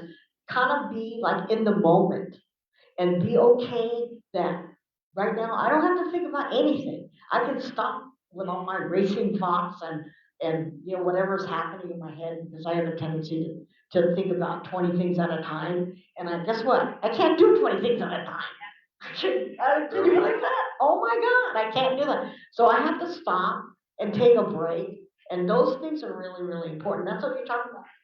Unity is that when you get like you get close to people, it makes you feel like you're unified in the world, but also in groups, and also as like human beings, we're connecting with each other, we're bonding. And that's what advocacy is about, is we're all about being together. We're a whole group of people that have a lot to say. And when we talk, we're uplifting each other, right? You want to uplift, you want to be encouraging, you want to be, yeah, all the words. What are all the words that you use for, like lifting up people? Empower, hope, right? What else? What else do we do to help people? We love on them. We love them. We're compassionate, right? Inspirational. That's it. Enlightened. And creating that voice, I think voicing, and again, I represent peers, and peers are special in the sense that they have come from maybe trauma or some major lived experience. They may have come out of maybe jails, mental hospital, substance abuse hospital. I mean, it could be so many different things, or just come to a difficult time being homeless.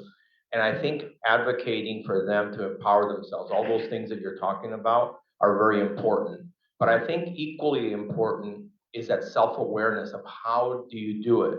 How do you do it without alienating? Because at the end of the day, in order to get support, you want to get support, not by alienating, but by creating the language that's necessary. And it is possible. And it doesn't have to be a language of hatred. It doesn't have to be a language of aggression. It has to be a language of logic. I mean, the most logical argument that you could have and look at someone and say, is this the way you want to treat another human being?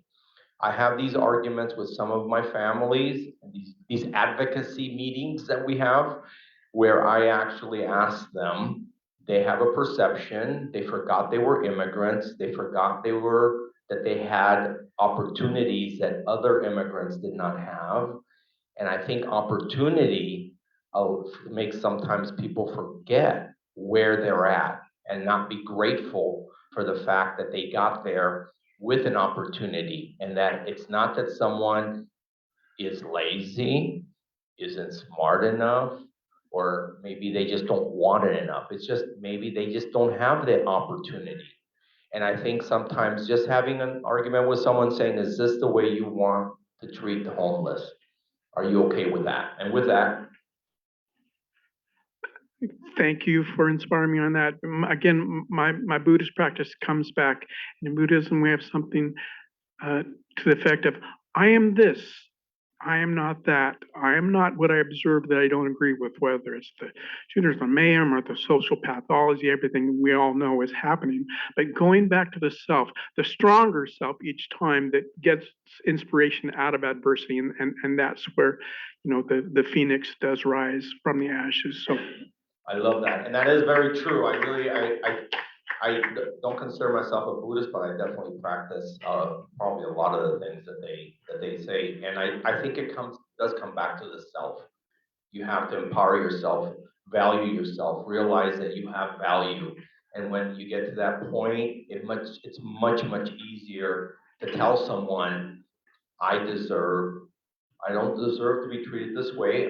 I don't like this, and I can maybe think of it in a different way and advocate for yourself. That's the most important start. Pam, do you want to continue? You're on. Yeah, I'm gonna go on to this, but I want to say real quick that I helped to start the Office of Consumer Affairs at DMH. We had, oh gosh, I can't tell you. Okay, it worked out really well because the, the office was it took a long, and I mean like decades to get to the point where peers were actually being able to work there. We had full-time staff. They had, secretary, they had somebody to actually do the paperwork, and we had Ron Schraber. I chaired the hiring committee. We had people from state advocates that were statewide from different parts of the state, and they helped with the hiring process. We actually gave them interview questions. I mean, it was great. And we were part of the process all the way through. And then they actually ended up hiring who we actually recommended him to do that. And it worked out really well. How long did that last? About 10 years, maybe? Yeah. And it was fantastic. And that was the thing for them to actually put that into action and for us to say, guess what, we did that. And that, oh my God, that felt so great. And I want to bring that back. We've had the empowerment, we've had the client congress, we have right now the underserved cultural committees, which if you're interested, they cover all the different cultural backgrounds and, Eastern European, Middle Eastern, Black and African American, heritage, Asian, API, Asian American, American Indian, Alaska Native, who am I missing? Oh, Latino, Latinx, Latino, Latinx, everybody, all the categories. LGBTQ plus, and also the physical disabilities and mental illness. You have both. It's called Access for All, and I'm in that group. I'm in the AAPI group. I'm in the LGBTQ group, Q plus group. I'm also in the Cultural Competency Committee, which has been around for a very long time, for like 20 years. And we try to push and advocate for different things that are like this, the land acknowledgements now that are occurring, and those things, that's what we advocated for, that came about. It took a long time to get that, and we got that. And so some of these different things that are going on, the salts, they've changed the salts, but if you want to go to a service area leadership team meeting to find out what's going on in your service area, there are 8 service areas in the county. And you can go to those different meetings and you can say if you have something you want to talk about with the system, if you want to complain about the system, if you want to say great things, or if you want to find out what's going on in your community, Well, I think the at the events end, and everything. Pam, at the end, you're gonna have your information. How much time do we have? I wanna make sure we stay. Where'd you go? I think there's about 7 Okay, minutes. perfect. I just wanna make sure keep on. So, you can communicate and articulate and be able to say what you want to say without anger. That's good and effective advocacy. When you can do it without getting mad, like right there. You can get mad, but without like screaming, like which I've done in the past. Without screaming and yelling, you can actually say what you need to be assertive without actually going off. And that's the thing. So how do you do that? A lot of times they don't think that we can do that. They think that we're just gonna go and be like maniacal and not be able to have a constructive, critical, concise way to talk. And that's what advocacy does, is that you can actually, say what you want to say, and it's impactful. It's scary because you're putting yourself out there in front of others and speaking your truth, right? Your truth. But you're seeking justice for the rights of consumers. So be scared and do it anyway, because that's what you have to do, right? Get out there and stand there, and you can even say it while you're talking. I'm terrified, but I'm going to say it anyway. And for me, I read stuff a lot because I forget what I'm going to say. But I say, guess what? I'm going to say what I need to say because you need to hear it. You need to know stuff. You need to hear that this is what I need, and if you have the power to do something about it, then I want you to know this is why you need to change it. This is why you need to make it better. This is why you need to do stuff that's not easy to do. This is hard work, and it's hard for me to stand up here and say what I want to say. But guess what? I need you to hear it, and I hope you listen. Because that's the thing about public meetings. Oh, we'll get to that. And Pam, do you want to tell them a little bit too, that for those that may not be able to do it or need a little bit more time, there is it part of the Brown Act? Basically Yeah, it's coming up, yeah. where you're able to ask for more time. I think sometimes that takes and allows for those that may have a difficult time maybe reading or maybe their anxiety. I mean, it could be so many different things. Yeah, and that's what the coalition does. We can do trainings, we've done trainings, and we will do that, where you get into a little more depth than this place, because you can't do everything here. And you can, learn more about how to stand up and do a public comment, which there are things on the table, public comment, an actual worksheet, how you can actually stand up and do like a 2-minute speech where you explain, this is what I need, this is why I need it, this is what's important with the benefits of it, and this is why you have to listen and understand that maybe this change is something that's about time to do it. You know what my secret is now? You know what my secret is, Pam? Sometimes I use the GPT now to reframe my thoughts because I'm all over the place sometimes when I'm writing. So I use the technology and it actually is helping me a lot to actually sound smart. So I love it. I love technology That's for a new that. one. Yeah, it does. It actually does. You can actually put it in there and say, rewrite this so I sound smart or I sound compassionate or you like that, huh? Someone's using it over there that's nodding. So yeah, that's what I do. You don't have to be an expert writer. I'm not. I write horribly. I have attention deficit, and I sometimes go into a different world. So yeah, exactly. It's hard. And You want to go to the next one? Then we're limited on okay. time.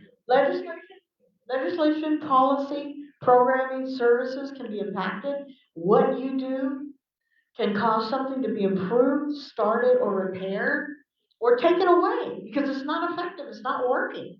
So that's, sometimes it's, what? Oh, you can get the copy of our, we can give you a copy. We can yeah. send it all to you. And again, at the end, there's going to be information for myself and Pam. Anyone who wants to get involved or get information or need support, we'll be very happy to provide all of the information. Anything that we know. One of the things about being an advocate is you share everything. You share everything. Nothing. We don't own anything, and I think that's kind of Buddhist, I would say, right? Not detached. Not detached. So I think that that's part of there is no competition. In the peer world, there is no competition. In the nonprofit world, there is no competition. It's really about working together. The power of the people together is what's really going to make the difference. Collaboration, it's a big deal. Yeah. And we've been doing that since the beginning of time, so we just want to continue to do that and work with the Pain and Brain, CAVRO, and a lot of the other organizations that are doing this work. Because it's not, like I said, not easy work, right? It's not easy and it's hard, and that's what we're talking about is when you get up there and you have those people behind you to say, guess what, I have something to say, but it's not just me talking. I've got other people behind me, they're backing me up, they're supporting me, and they have just as much to say as I do, maybe even more. And you could go in as a friend with everyone. Painted Brain, they're your friend. NAMI, they're your friend. Camp Pro, they're your friend. Every organization, Project Return, there you go. Purpose of Recovery, Peer Voices, all of us, really there is no competition in that sense. We are in the world of giving back and being part of the community, and you cannot do that by thinking you own anything. And we have to remember, that's the thing with each other, is that we're all in this, we don't have to have the same exact viewpoints, we're all have differing opinions about different perspectives and that's okay. We can still work together and compromise, I've learned, is a big deal. Sometimes you gotta compromise, and you're not gonna get exactly what you want, but sometimes just to get somewhere is a great place. You know, like, you got a little bit, next time we'll go for a little bit more. Next time we'll go for a little bit more than that. It's like, it's Yep. okay that you don't get exactly what you get, because that's not always the purpose. Sometimes it's just trying to move a boulder, right? Instead of making a landslide. And we wanna Pete wants move to a make boulder. it. What? Well, just real quick, it's not enough for me to say, I believe that you can do this work. I believe that we are already doing this work, and the outcomes were a foregone conclusion. We've already embarked upon, we've started the journey, and there's just more where that come from, and big results come from you believing in yourself and believing in us as a broader culture. Thank you, that's wonderful, I love that. And we went to understanding the guidelines. Again, we're gonna jump through since we're really limited on time here. Yeah, is your issue on the agenda? If not, you need to make a public comment. Like I said, a lot of times you get 1 minute, a lot of times you get 2 minutes, but they have to. How much time do you speak? Are there any other procedural rules this body follows that you need to keep in mind? The Brown Act is basically the Bagley-Keene Act, both of those states that all state boards and commissions are required to tell the public of their meetings, make agendas public, allow public testimony, and hold the meetings publicly unless authorized to meet in closed session. They also must be vote publicly with no secret ballots. The Brown Act states that the same for local county, city, school, special district agencies, their boards, commissions, committees, task forces, or other advisory bodies, and nonprofits formed by the public agency. So you gotta keep some of these rules in mind, because there's always rules to stuff. And then there's Robert's Rules too of Order. Does some of you guys heard of that? Yeah. Right? When you run a meeting, there's special rules about how meetings are supposed to be conducted. So you gotta work with that. I hate Robert's Rules. But it's part of life. Sometimes you gotta deal with stuff because it's there, and it's just part of what you have to go through. I'm at the pros and cons now. Yeah. What are some of the pros and cons of disclosing your status as a client? Or details of your lived experience to an audience of strangers? I mean, that's something you gotta kind of go through in your mind and go, do I want to say something? Do I want to be willing to? That's a 5-hour conversation. Yeah, kind of out yourself, because it is hard, and it can't be easy to say, look, I've been in jail, I've been homeless, I've had domestic, I've been raped, I've got pregnant from being raped, and stuff like that. That happened to me, and things, it's like, guess what? I have to tell you something that maybe you might judge me for it, but guess what? This is who I am. And I went through something. It's not something I went through on purpose. It's something I had to deal with, but I survived. And that's what's important, is to understand that since I can survive, if I can do it, you can do it. Well, there is no shame in who you are. There is no shame. There is no shame, and I think that's the hardest part to learn. And if anything, that stuff is valuable, because then you can relate to somebody else who's gone through that trauma. Somebody else who's gone through pain, loss, trauma, losing jobs, people, grief, what you go through. Those things are really important to support somebody else who's going through that kind of pain. I think we don't realize, Pam, and I think that's what I use as a catalyst. Whenever I go and speak about my story, I realize it's not about me. I already been through it. I probably have made peace with it. But my story is really to help someone know that I'm there for them. They are not alone. And I think that being together, I think that's the most powerful part, is knowing that everyone has a story, everyone has a past. And I think it's really crucial that we, when we're ready, be able to tell others who you are. Walking on this planet, I know I've walked on this planet for many, many years, not having that feeling of being able to tell people who I am. And that shame is not really a good place to be. And I really feel better to know that at least if there's anyone, at least I can like myself. So that's important. Okay, so what is the problem? What needs changing? These are the questions you're going to ask when you're doing that. What are you advocating for? What result do you want? What follow-up is needed? Those things are kind of important. You want to be thinking about these things before you go up and do like public comment, before you go up and go talk to somebody. Because you want to be able to have in your mind something that's happening. That, you know, what do I want to say? What's my point I want to make it, you know, put across, right? Sharing done right inspires hope. I said all that, creates trust, provides a model for change, reduces stigma, promotes personal empowerment. If it's done wrong, it discourages hope, reinforces power imbalances, triggers and re-traumatizes, keeps people stuck, increases stigma, and decreases credibility. And these are the things we want to change, right? We want more of this advocacy. We want more. If we speak about ourselves, then I think we are not in danger of hurting anyone. If you speak from your own personal experience, this is what happened to me, and this is how I feel. You know, the minute you tell someone they should do this or they should do that, that's when we get in trouble. So I think one of the things that I want to encourage everyone is whatever you want to say, make it about yourself as far as your personal experience, you know, about making it an I statement and not making it, and that alone, no matter what you say, even if it sounds ridiculous, I can guarantee you, you are reaching someone. There is someone just like you out there who's listening. That's right.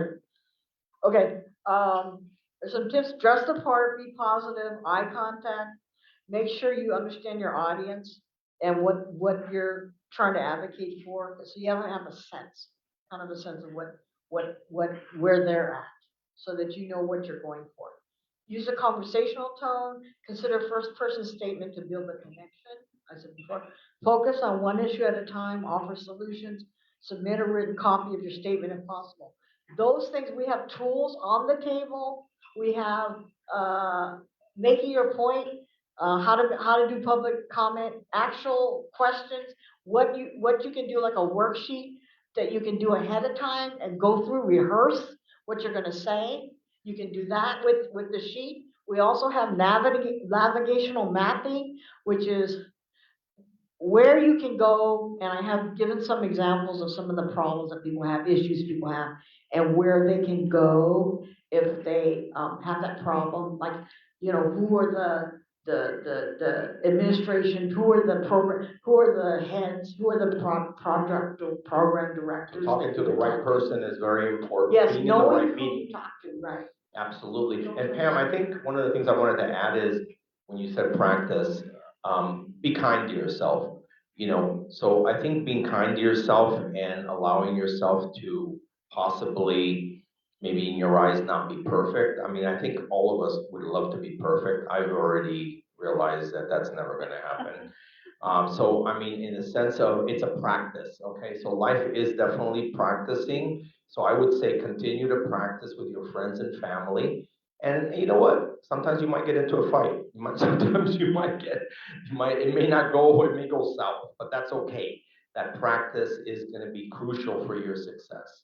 I know we're really running out of time, Pam. Are there any Anything questions? else? Anybody have any questions? Okay, real quick, go ahead, Mark. Mark's been around a long time. He's an old advocate. Like old. I'm talking, I mean, he's a little older too, and I'm older too, but we've both been there long. He's been actually longer than I have. I think it's like over 40 years. A long time. I am one of the parents of Project Transition Book Network, and I'm also one of the parents of the Los Angeles County County Coalition to share when it first started. Mentioned the big question. Here, hang on. I'm going to give you a microphone because I think it's important what you're saying. I was there when Project Return first got started. Right. And also when the Los Angeles Client Coalition got started. Right. The main question and I attended the workshop that was done at Alternative 93. Put it with up your regards mouth. to, Put it up closer. okay, with regards to Offices of Consumer Affairs. The main question in that workshop was, who's there with the Policy and Planning Commission, at the Policy and Planning Committee of the Los Angeles, of the Office of Consumer Affairs? Who's there with our voice? Well, things are getting better. The MHSA committee right now, DMH is actually having what they call stakeholder groups, and you can actually, they have proposals for the different programs and grants that they're gonna do, they're gonna fund. And you can actually go to those meetings and you can actually vote on the proposals and say, this is I recommend this program because it includes people of color, it includes the BIPOC population, it includes people LGBTQ, it includes people that, older adults, people who are veterans, people, I mean, it includes, and that's what you wanna do is inclusion, right? Diversity inclusion is to include everybody. And you can go to these meetings, they're gonna start in June, and they're gonna be called the MHSA And Pam, I put your strategy. information right here, so just so you know, I have your information right here, so if you wanna get information, I put hers up. And there's some things on the table for the MHSA, but if you wanna get a hold of me, you can also, it's not on there, but it's laccoalition.org is our website, and you can come to our meetings. I have flyers on the table for that as well. I'm gonna pass the mic here to this gentleman, Jim. Hey, Jim the Hat. Hello, how you doing? Just listening to Miss Pam is interesting because I sat on one of the chairs of the Los Angeles County Client Coalition for about 3.5 years. And from being introduced to that from the first week, they helped me to survive suicide. And if there's anything that's effective in Ms. Pam saying, they help you to introduce you to get connected to services that you need. I was suffering from controlled suicide, chemotherapy. That's why a lot of people don't survive. It's not the cancer, but it's the treatment. And because of that source from jw.org, helping to make those connections, I didn't have no meaning in my life. It takes everything out of you. What is life? But as with the Client Coalition, Mark, Rose, Pam gave me a position of being the attendant over the meetings. It gave me life. So with the Client Coalition, it's very effective. We want to give our support to them, be able to attend the meetings, and be able to express our appreciation for this factor in the Department of Mental Health of having mental health advocacy. Thank you, Jim. That's wonderful. You know what? You make a difference. And you know what's happening right now? They're gonna bring back the countywide activity fund, which actually you get a stipend for expenses for going to these meetings and for client consumers. And you can get, I don't know what, it used to be $25 per meeting, but, and we're trying to increase the number of meetings that you can go to so that you'll get something, so that you can actually, you know, you get lunch money, transportation. If you need clothes to dress up to look decent and professional, you can use that money for that. And we're also working, same thing with the peer specialist thing that, you know, people get paid now. Peers can get paid for doing this work as an advocate. Guess what? I was doing it before they even had the name peer specialist. We never got paid for Pam, I think we may have overstayed our welcome. Well, but guess what? Guess what? It's out there. So you guys can do it, and there's the stuff on the table. Go ahead and take whatever you see. Gives you a lot of information, and you can check stuff out. I also have my own mental health tips over here that you can pick up if you want as well. I did put her information. Thank you so much, I put my information as well. Jim, I appreciate you make a difference. Each one of you make a difference. You have to know that an advocate makes a difference. Each human makes a difference. Do not allow anyone on this planet to make you think you are not important. Please go out there and tell everyone you're important. All right, with that, I know we've overstayed our welcome. There's also a contact list too, for like you can use to write stuff. People, you know, when you network, because networking is really important as well. You're all vital cogs in the wheel. All right. Thank you, everyone. This has been wonderful. You guys are amazing. Thank you all. You guys are brave because look, you're real advocates. There's food over here, and you guys stuck around, so I appreciate it. Thank you all. Thank you, Pamela in Orlando, for the amazing information on advocacy today. As you all can see, we have lunch to your right, my left. You are more than welcome to go enjoy lunch, and we will see you all back at 1 o'clock. Thank you. What? Yes?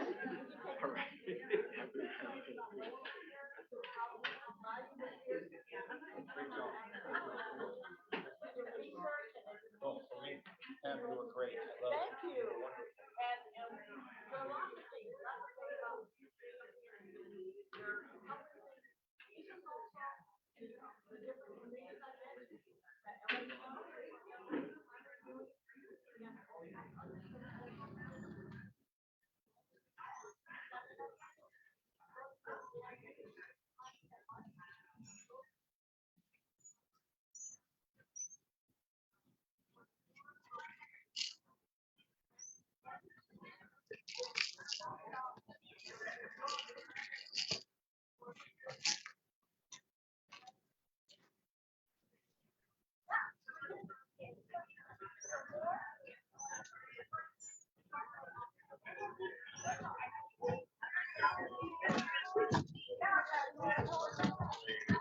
Very normal.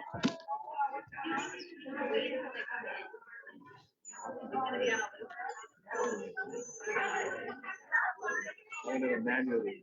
Here we go.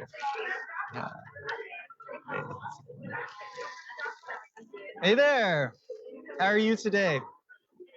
Definitely playing it. You dropped this. Thank you. I didn't even notice it fell. I'm Jonathan or John. I work with Painted Brain. Miles. So Miles, would you like to paint with us today? No, thank you. I don't think I'm who you're looking for. I think you're exactly who I'm looking for. At least take one of these before you go. I don't have any money. They're free. They're meant to be given out to everyone. Go ahead. Thanks. So what do you say? You should paint with us. It'll be fun. Huh.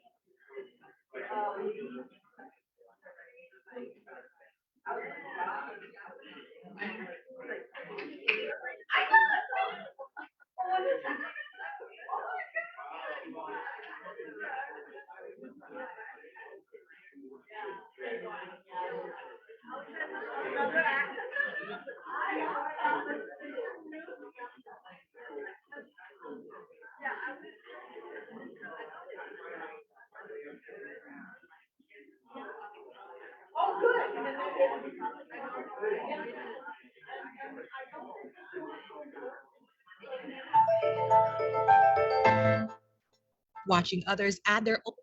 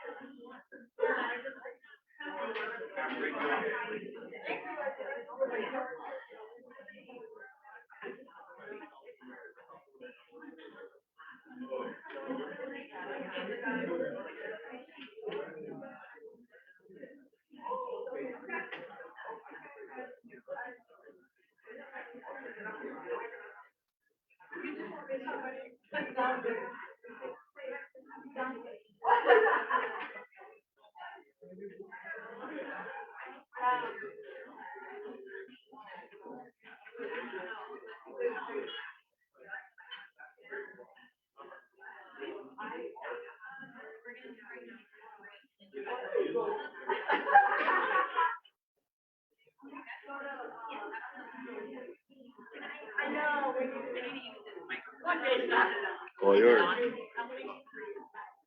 Hello? No. How do we know if it's on? Oh my gosh, it's Kevin. Should I be using this one? I don't want to have any feedback. My gosh. Hello? Did that one have an on button?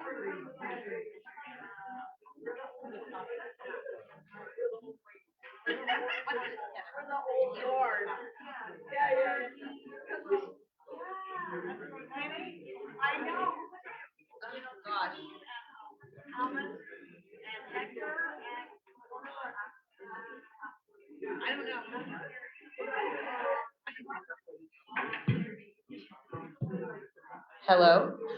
It's on. Okay, hello everyone. If you are a Painted Brain staff member, we are taking our staff photo right now in the back courtyard by the number 4.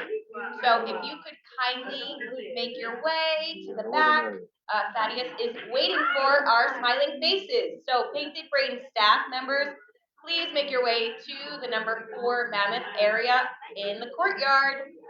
Appreciate you all. That's you too, Kevin. Can we put something on that is terrifying? Can we just put something casual on? Okay, there's not enough time. Yeah, let's put the camera sign up again that says conference and then put it on here. We don't want to have it.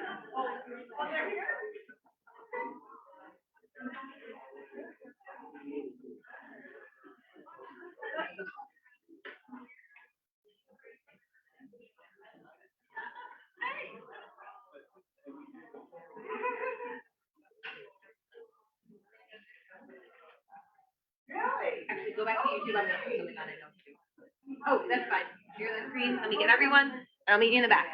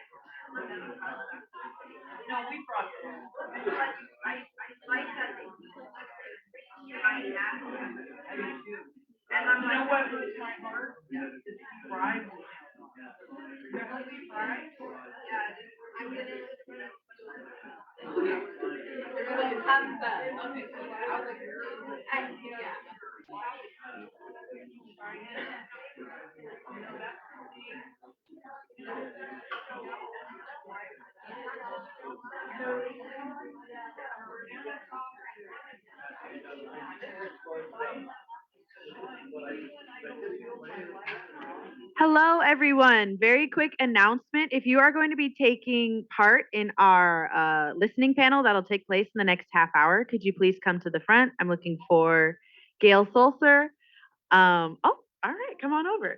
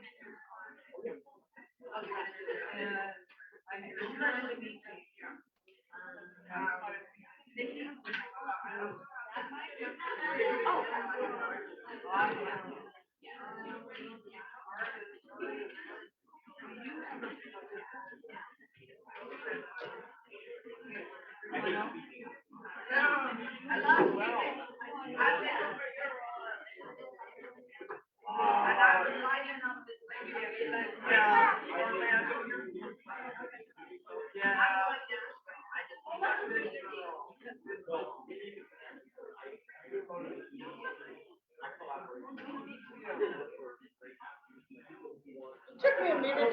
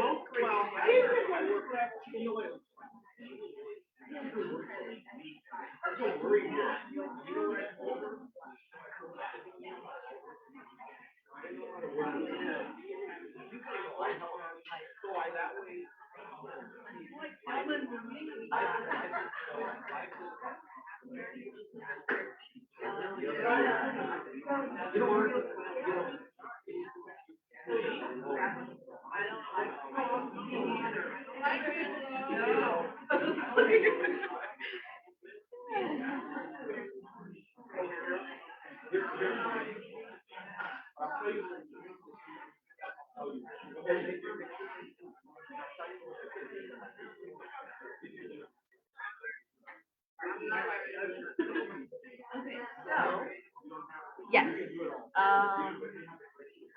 Hi, Melissa. Hi.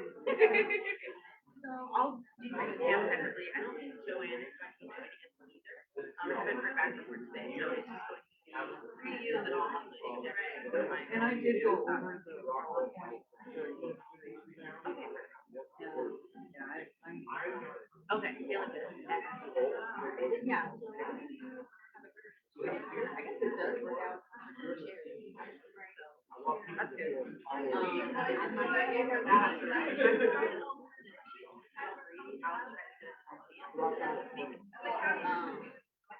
Yeah, so I'll be here. I don't.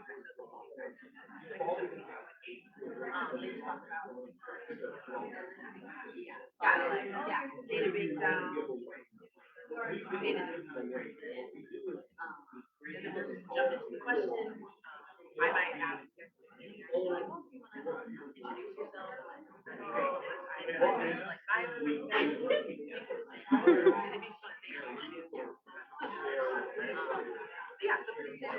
Hello, everyone. While you're enjoying your lunch, we're just going to have a couple of our resource vendors come up and tell you about their services just for a few minutes. So please enjoy your lunch and please enjoy a few words from our resource vendors here for the day.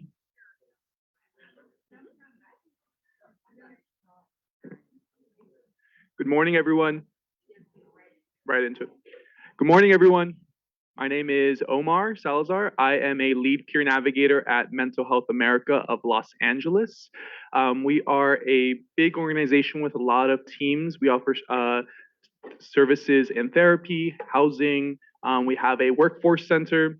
I'm here specifically to represent our TAY Academy, so Transitional Age Youth.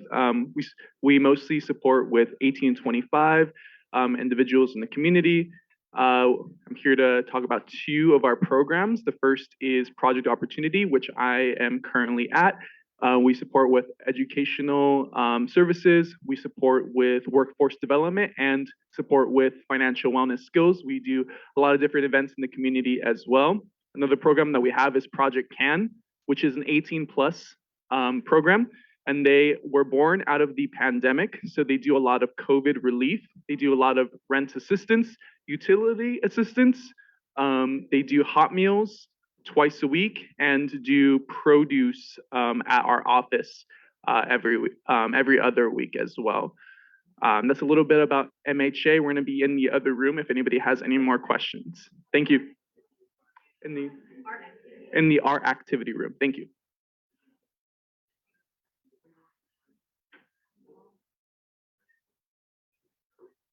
Thank you for Mental Health America of Los Angeles for coming to our lead summit for the day and telling us a little more about your services.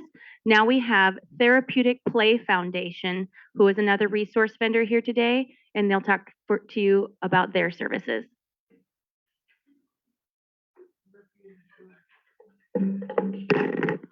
Good afternoon, everyone. My name is Suti Weyu Sandoval. I am an outreach coordinator for the Therapeutic Play Foundation. We provide innovative and as well as traditional approaches to mental health care for the Black community in the greater Los Angeles area. Most of our work centers on three different distinct programs: Empowering Wellness, Mommy Matters, and Outreach and Engagement. Empowering Wellness is a holistic outpatient treatment program based on alternative therapies.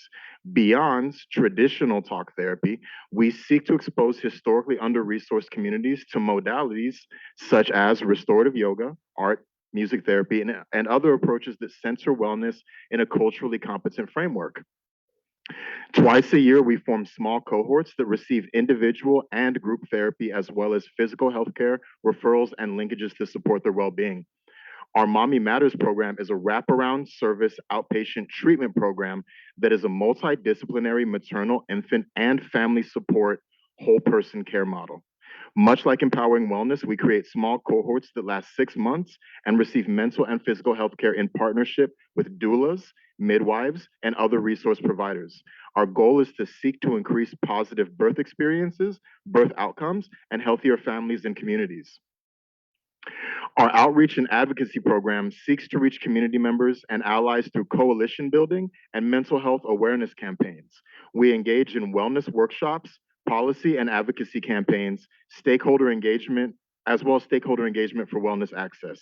Some of the featured initiatives within this program are the Black Mental Health Task Force, Gardening for Wellness, and our Wellness Matters programming centered in the Antelope Valley.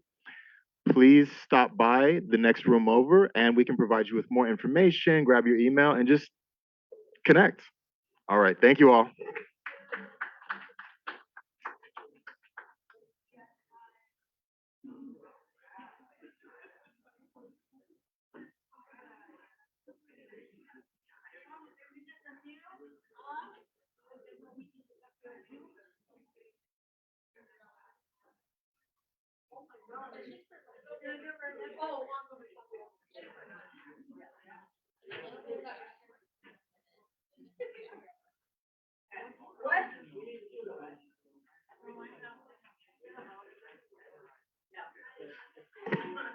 Thank you so much to Therapeutic Play Foundation for joining us as a resource vendor here today at our lead summit for hosted by Painted Brain and Campro. And now I'll have Pamela Inaba, who spoke, yes, earlier today, who presented her workshop, is just going to talk to you a little bit about Los Angeles County Client Coalition.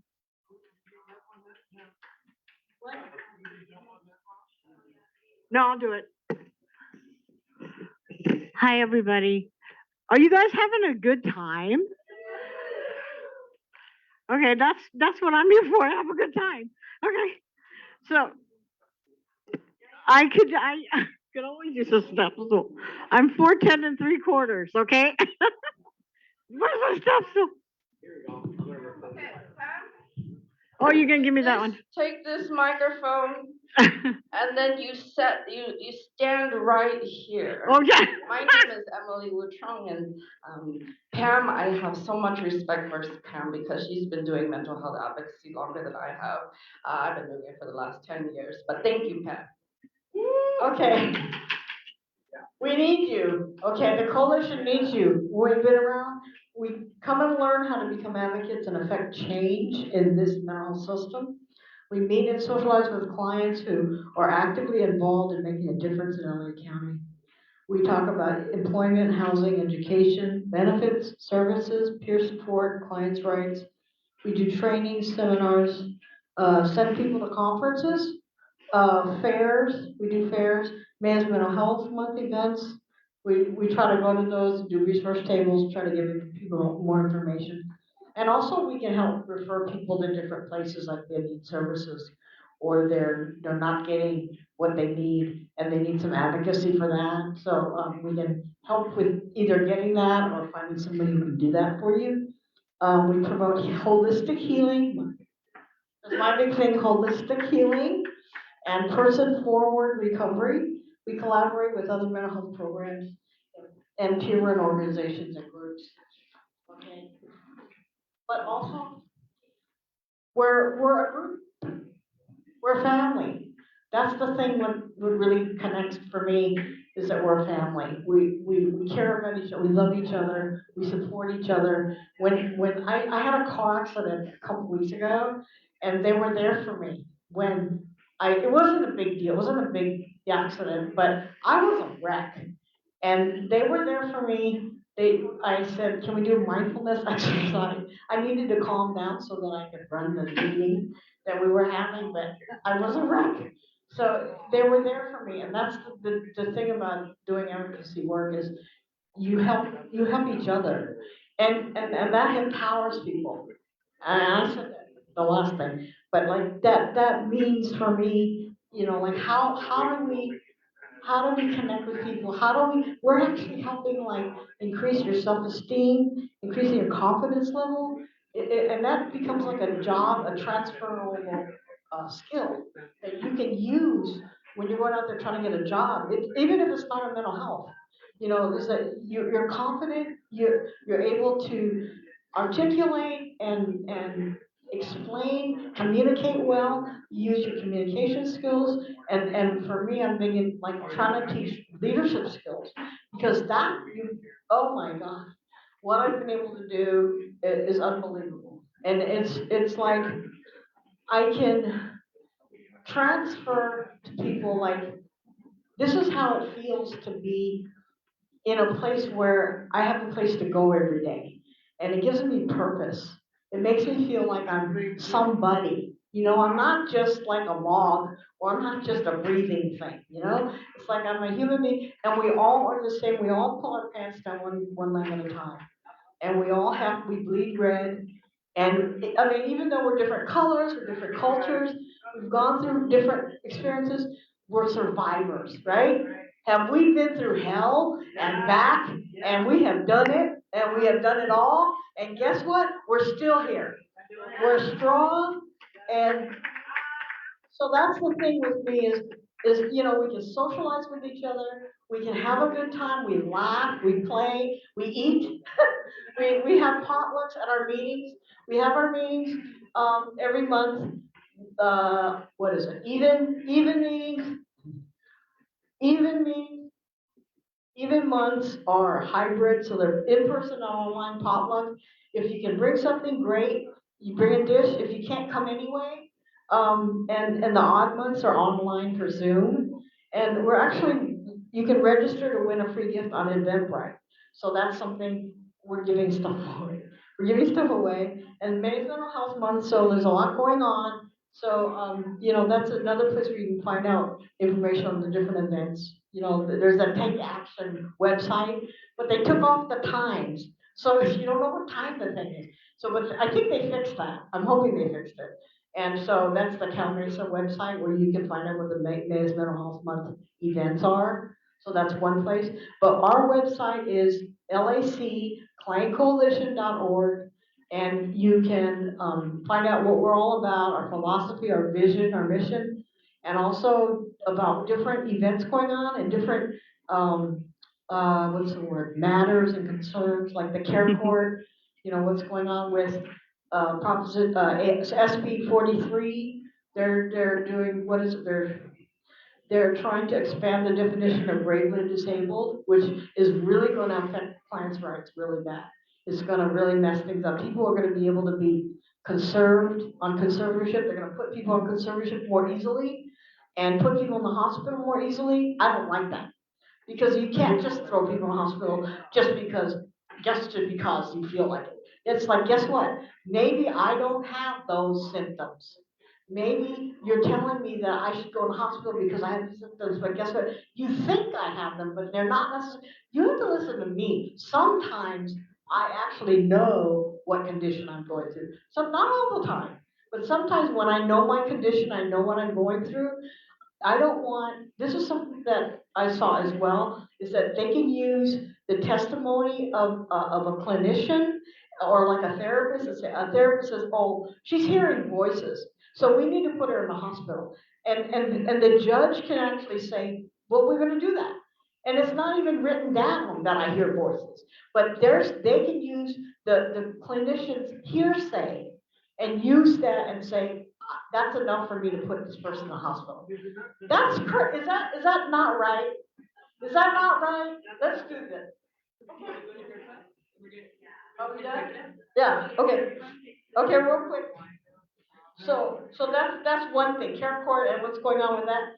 And like I said, the MHSA. Also for me as an Access Ambassador, I'm helping DMH to follow the guidelines for MHSA because they're not supposed, it's supposed to be culturally competent, right? And that's also what the Client Coalition does as well. We're a place where we network with other organizations. We learn how to get involved in advocacy in the mental health advocacy movement. We learn strategies to make change. We elect officers to give clients a chance to practice leadership and learn skills to help run an organization. So you can actually run, start your own group, start your own, even, support group or whatever, to help other clients, other consumers, and other peers be in a better place. We're talking about recovery here, right? Some people like the word recovery, some people don't, but that's okay. We're all trying to get better, right? We all want to get better. This is what it's all about. And I appreciate everybody. And here she comes. Here comes Lynn. And is this Painted Brain a great place or what? It is a great, and so is Campbell. So support these guys because they do the best art shows. I'm telling you, it's a great place. I can't say enough about this place. This is what I love. Painted Brain is fantastic. Go Painted Brain!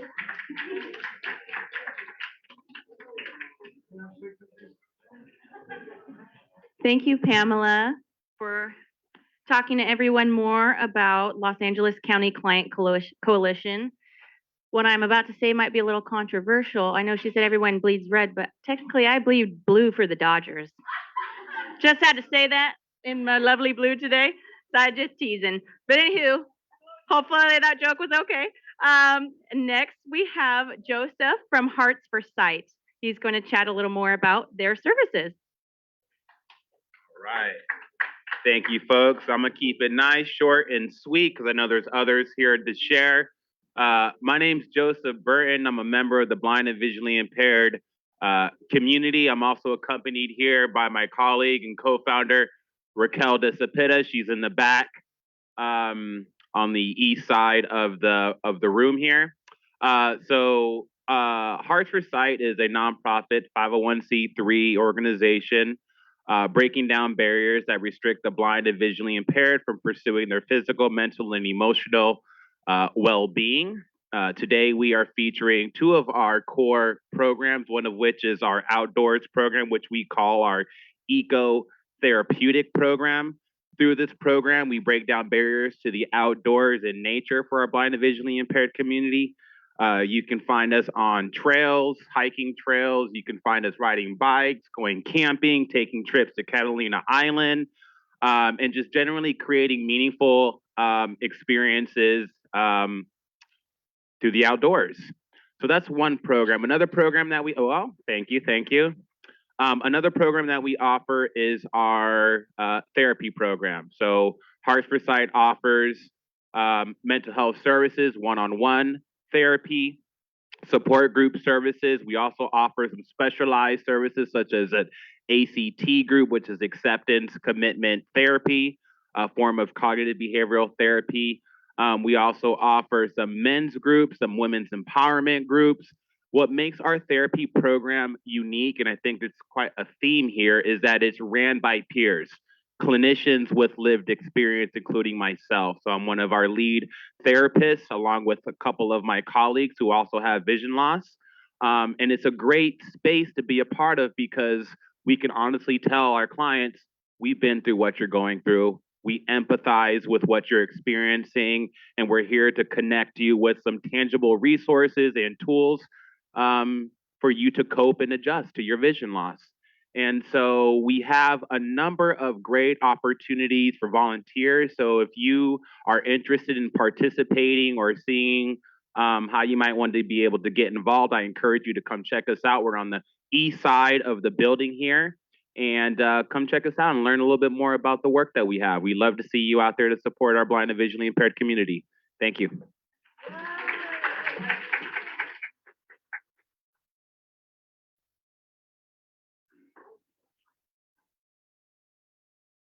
Thank you, Joseph. I'm looking forward to Painted Brain coming and volunteering for Hearts for Sight and going on a little fun journey for the day. Next, we have GLAD, Greater Los Angeles Agency on Deafness.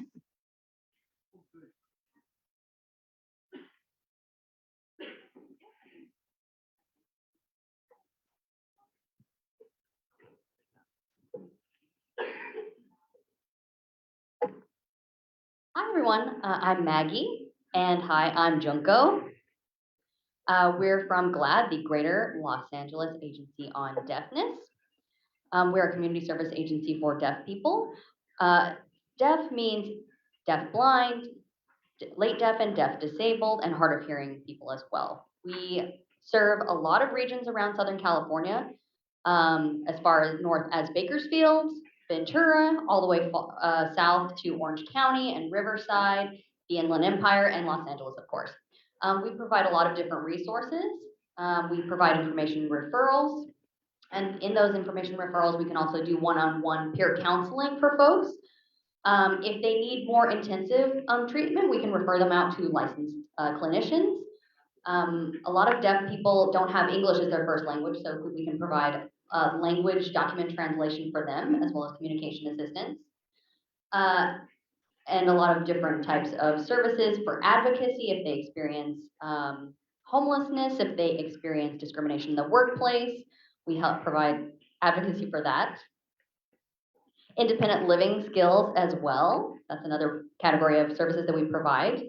As well as employment services. We partner with EDD, Employment Development Department, and we have a deaf signing people who work in EDD, different offices, to help deaf folks to revamp their resumes, to do interviews, to help them get employment, basically. We also have something we set up a few years ago, services for families, outreach for family services, the Family Outreach Advocacy. So we offer one-on-one services to families who have deaf kids and who don't know what to do next.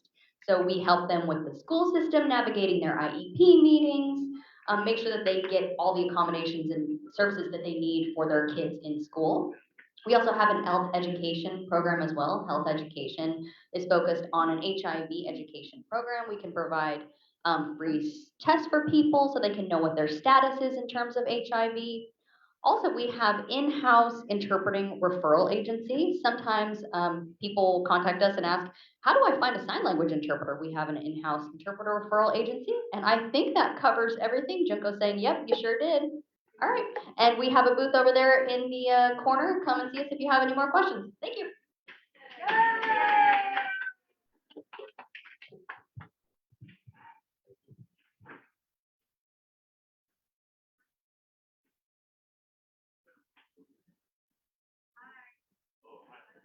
Thank you so much to GLAD for joining us today. Okay, we're almost there. We have LA County Department of Mental Health Peer Resource Center.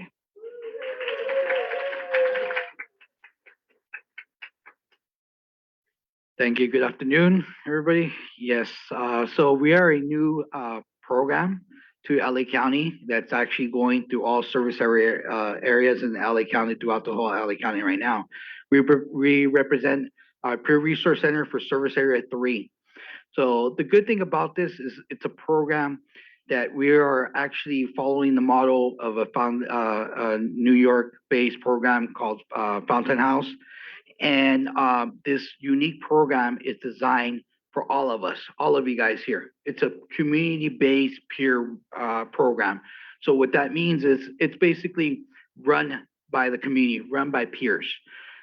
We have right now, we had our soft opening in October, and right now we have group sessions. We have social activities right now in our home temporary home office in Arcadia. We have from 9 to 3. We have actual social activities where we have karaoke, we have jewelry making, we have arts and crafts. We have a full day from 9 to 3 that everybody can anybody in the community, any ages, anybody there can come in and just take advantage of what we have and be socially active with everybody. We also have our peer support groups in the city of Almani at the Norwood Library. Every other Thursday, one Thursday is an English group, the other one's a Spanish group, and we have it from 2 to 3:30. We're also, a good thing is that we're mobile. We go throughout all of San Gabriel Valley, service area 3 from Montclair all the way to Pasadena, Altadena area. So we're growing, we're constantly growing on there. With you guys' support, we can, get a lot more growing power out there. And this is the good thing about this program is that you don't need to be involved and be in any mental health services. You don't need to have any Medi-Cal, any insurance. This is all free to the community. It's a new approach that DMH is kind of doing. And basically because, bottom line is we all need some kind of support. We don't need to have that label of a mental health. We just need that support, and that's what this is. This is having our own personal life stories bring out to the community and say, you know what, you're not alone. Myself, I have tons of life stories. I can write you a novel on it, but as much as I have these stories, other people have the stories that can help me out, can help you guys out. So it's for everybody and anybody. Okay. And we have a booth out there. If you're welcome to get more information, we'll be there. And I want to thank everybody. Thank you very much. Yes.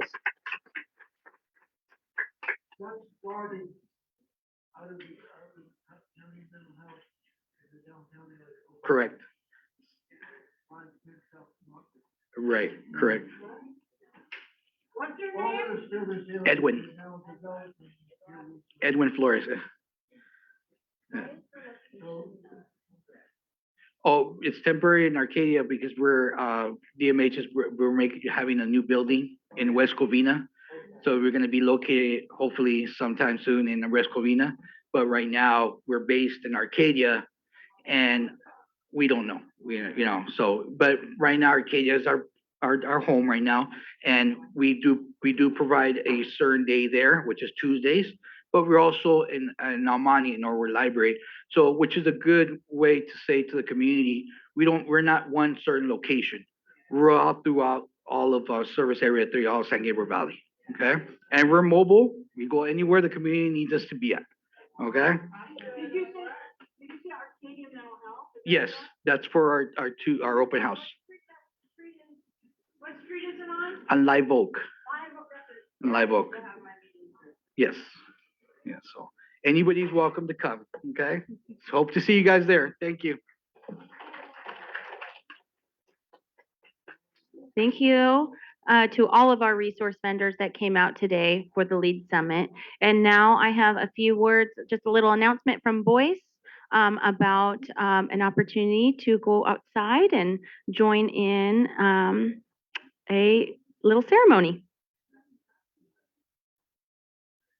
Greetings and blessings. Once again, my name is Boyce, and I also have lived experience also too with mental health and incarceration and addiction. And part of that helped me is getting back into my culture and getting back into those practices that I grew up with as a young man. So what me and Jeremy are going to be doing, following out here back in the big outside courtyard, is we're going to be the traditional blessings with the sage. So we want to invite you if you would like to come out and join us in that. It's more traditional with the sage and stuff like that, of course, because we couldn't do it inside earlier. So with that, I would like to thank you once again for honoring us and for being here in our presence. All right, so I know we're running a little bit behind in our program today, just a few minutes, but I definitely encourage anyone who wants to take a few moments, like Boyce said, to go outside and join in a cleansing ceremony. Please feel free to go out and do that in the courtyard. Otherwise, I'm going to hand it back over to our amazing MC, Tiana. Thank you. Thank you so much. Before we get started and do our lead session panels, I wanted to do another announcement for our storytellers and which rooms you will be in at 2 o'clock. If I call your name, please make note of the room you will be in at 2 o'clock for our storytelling sessions. So we have going into the Big Sur room, we have Serenity Lavelle, Jim Hatt, Tiffany Rivera, Jerry Spreewell, and Emily Truong. Those individuals will meet in the Big Sur room at 2 o'clock for our listening. Okay, check back with the registration table before 2 o'clock. And then we have in our other room, which is yellow, we will have Rose Hughes, Ryan Rubueno, Consuelo Iglesias, Kelly Gilmore, and Gail Soser. If I called your name before 2 o'clock, please make your way back into the check-in table to give further instructions. And without further ado, I would like to pass it to Savannah, who is our lead sessions panel moderator.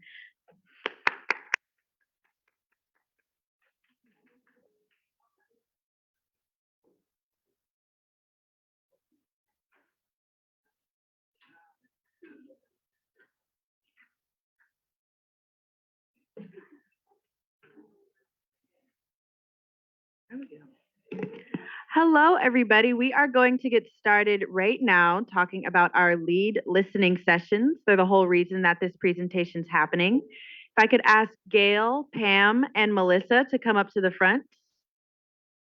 Gail? Thank you so much. And yeah, so the purpose of this panel today is we're going to go over some of the findings from our listening sessions that happened from late February through early April of this year. They're the reason that this conference is even happening in the first place. We'll review some of the findings and then talk to some of our panelists about what the experience was like participating in these listening sessions and how they're enjoying the conference today and their own personal stories of advocacy. So for our first group, we focused on the differently abled population. We had 19 registered participants. 94% were female, 5% identified as other. The age breakdown was 36% were 25 through 54 years old, 21% were 55 through 64 years old, 15% preferred not to answer, 15% were 65 plus, 5% were 18 to 24, and 5% were younger than 18. As for the peer identity breakdown, it is on the screen. So we have it broken down in terms of parent family member, a peer or consumer, and community member or other. Let's see. The same is true for our Asian and Pacific Islander. We have the general breakdown right here. We had 8 registered participants, 75% female, 25% male. The age breakdown is also as follows: 50% preferred not to answer, 37% were 25 to 54, 12% were 65 plus. And I'm actually going to move through these slides a little more quickly because I understand that we are pressed for time. Again, our older adult population, we had 12 registered participants, and this was the age breakdown and the peer identity breakdown for that group. We as well had our Latinx and Hispanic participants. We had 8 registered participants. The age demographics and peer identities are also up on the screen. Yes.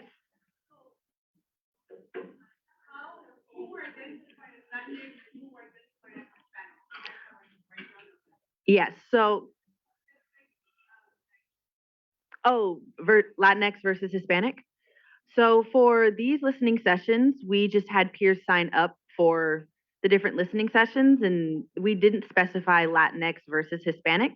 The same is true for Asian and Pacific Islander. We sort of put those two groups together to get the demographic information. And likewise, here is our participant breakdown for our Black and African American listening session. We had 21 registered participants. The age breakdown and then peer identity breakdown is also as followed. So some of the key findings from these listening sessions, we found that people really wanted to focus on reducing stigma, reducing barriers of entry to qualify for assistance programs. They wanted to start seeing actionable change in addition to feedback and listening sessions, and they also wanted more accessible services. So now we will move on to our questions for our peer panelists today. If our panelists even want to go ahead and introduce themselves, we have 3 today, and 2 mics.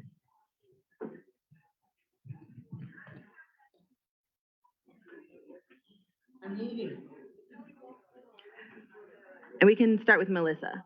Hello, everyone. My name is Melissa Hernandez. I am a social worker with Painted Brain, and I facilitated very similarly other roundtable discussions for our disability population with Painted Brain. And so I will be adding in my contribution as far as the work that I've been doing with Painted Brain. Thank you all for being here.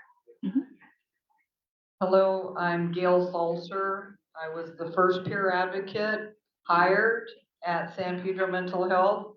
I'm not sure if it's official, but I'm one of the longest, oldest community health workers working within the Los Angeles County Department of Mental Health. I've been housed at, well, not literally housed, I work at the San Pedro Mental Health Clinic. And with that said, Hi, everybody. I'm Pam Inaba.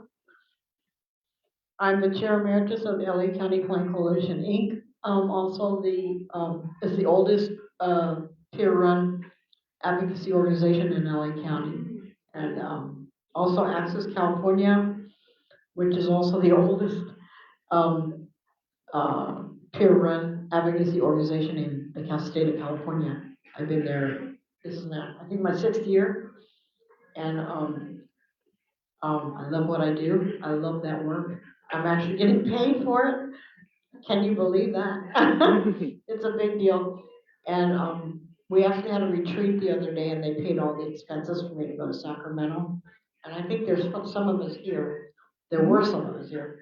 And we've had a boot camp in the past where We did a whole training on advocacy. If you want to get involved in access or even just to go to their website and see all the information they give out. They give out toolkits, resources. That's what I love about this group is they give a lot of information and they do a lot of great trainings. They have a Wise U, does a peer support specialist trainings. And I've been involved in advocacy, oh my gosh, since I can remember, over 40 years. And I actually helped at the beginning of these MHSA annual updates and the stakeholder meetings.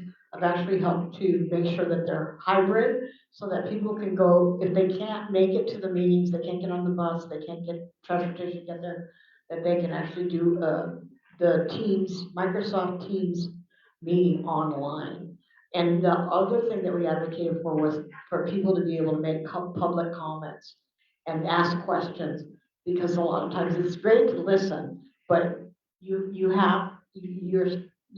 should be able to make a public comment. That's the whole purpose of the meeting, is to find out what people have to say about things and how things working or not working. And I advocated for that, and they actually changed it. Took them a lot of technology, but they did it.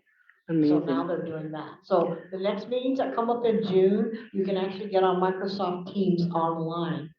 And there's a MHSA website. You can look up MHSA LA County, and it'll tell you how to get into those meetings.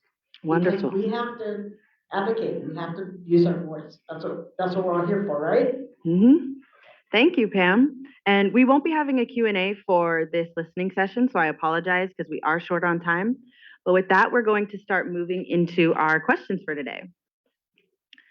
So I will actually probably be directing some of these questions specifically at you guys because, like I said, we're a little pressed for time.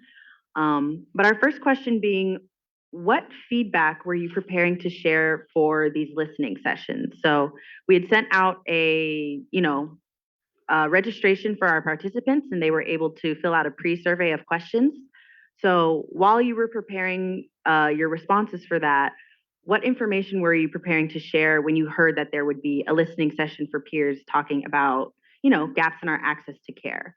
So I think I might direct that question at Gail. Would you be able to respond to that? Yeah, I'm a strong advocate for hiring more peers. I think and I believe that we need more peers in throughout around the world. I want to focus here at home, LA County, and our neighboring counties, because I know Orange County's in the house here today as well. So, in all fairness, it starts at home, right here. Building community, it takes a village, doesn't it? So, I'm really excited about Senator Weiner. He's advocating on behalf of hiring more peers. It's actually heading toward Governor Newsom's desk for a signature to put into law. And I believe also in the hiring process for more peers, the reason why we need you is because no one does it better than you. And I mean that because I know it's based on my own experience. And if I may quickly, just since 2020, I take so much pride in the team I get to work with. I don't want to come across like, oh gee, I did this all alone. I don't do nothing alone. I work with an amazing team at San Pedro Mental Health Clinic. And so I've gone out and I do outreach, and one of the things that I'm most passionate about is housing the homeless. There's one person in particular that I want to share with you. Not only was she homeless, she was strung out on crack, heroin, you name it. And just a hot mess. And she'd been out there for like 7 years on Avalon Boulevard in a town called Wilmington. Wilmington, California in 1987, nationwide, was known as the #1 homicide gang area throughout the nation. That person I'm talking about is me. I'm sitting here before you with a right mind, right view, common sense, and a voice for advocacy, because there's nothing greater than representing peers. Thank you.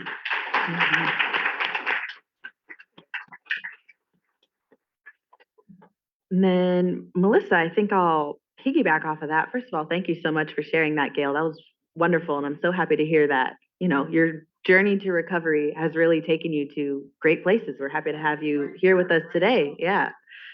I was going to say to Melissa, do you think listening sessions like the ones that you've been a part of and helped facilitate are also effective in advocacy work? Definitely. So through the work that I've been doing with Painted Brain, currently right now we're doing our roundtables.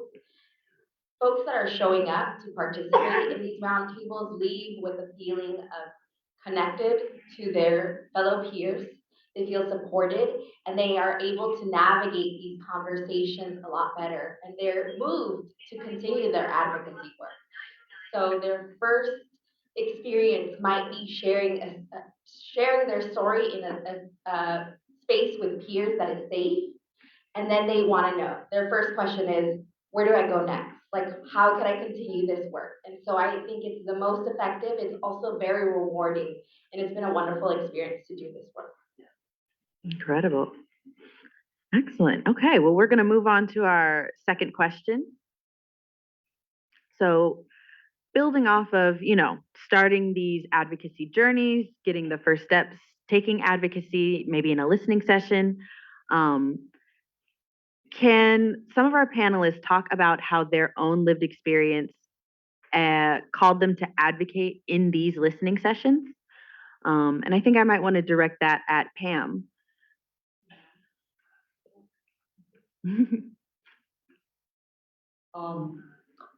What I liked about this was that there was a place where you could go where you could talk about your problems, and that was what for me is a big deal because a lot of places they do stuff and they don't ask you how things are going.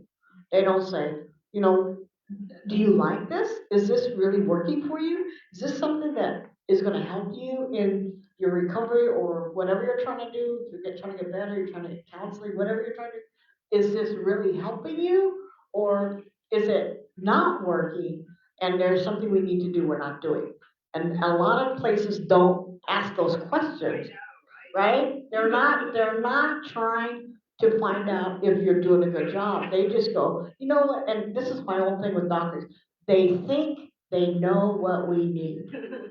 They just do what they think works and they don't ask you, is this really working? How's that working for you, right? And they don't do that. And that's what I liked about these listening sessions is I got to come in and say, look, I don't like this program, I don't like that program, I don't like what you're doing over here. I need you to put more places where people can speak the language that they need to speak because they can't speak English. It's okay if they need to speak another language, you need to make that available to them. You need to make that access.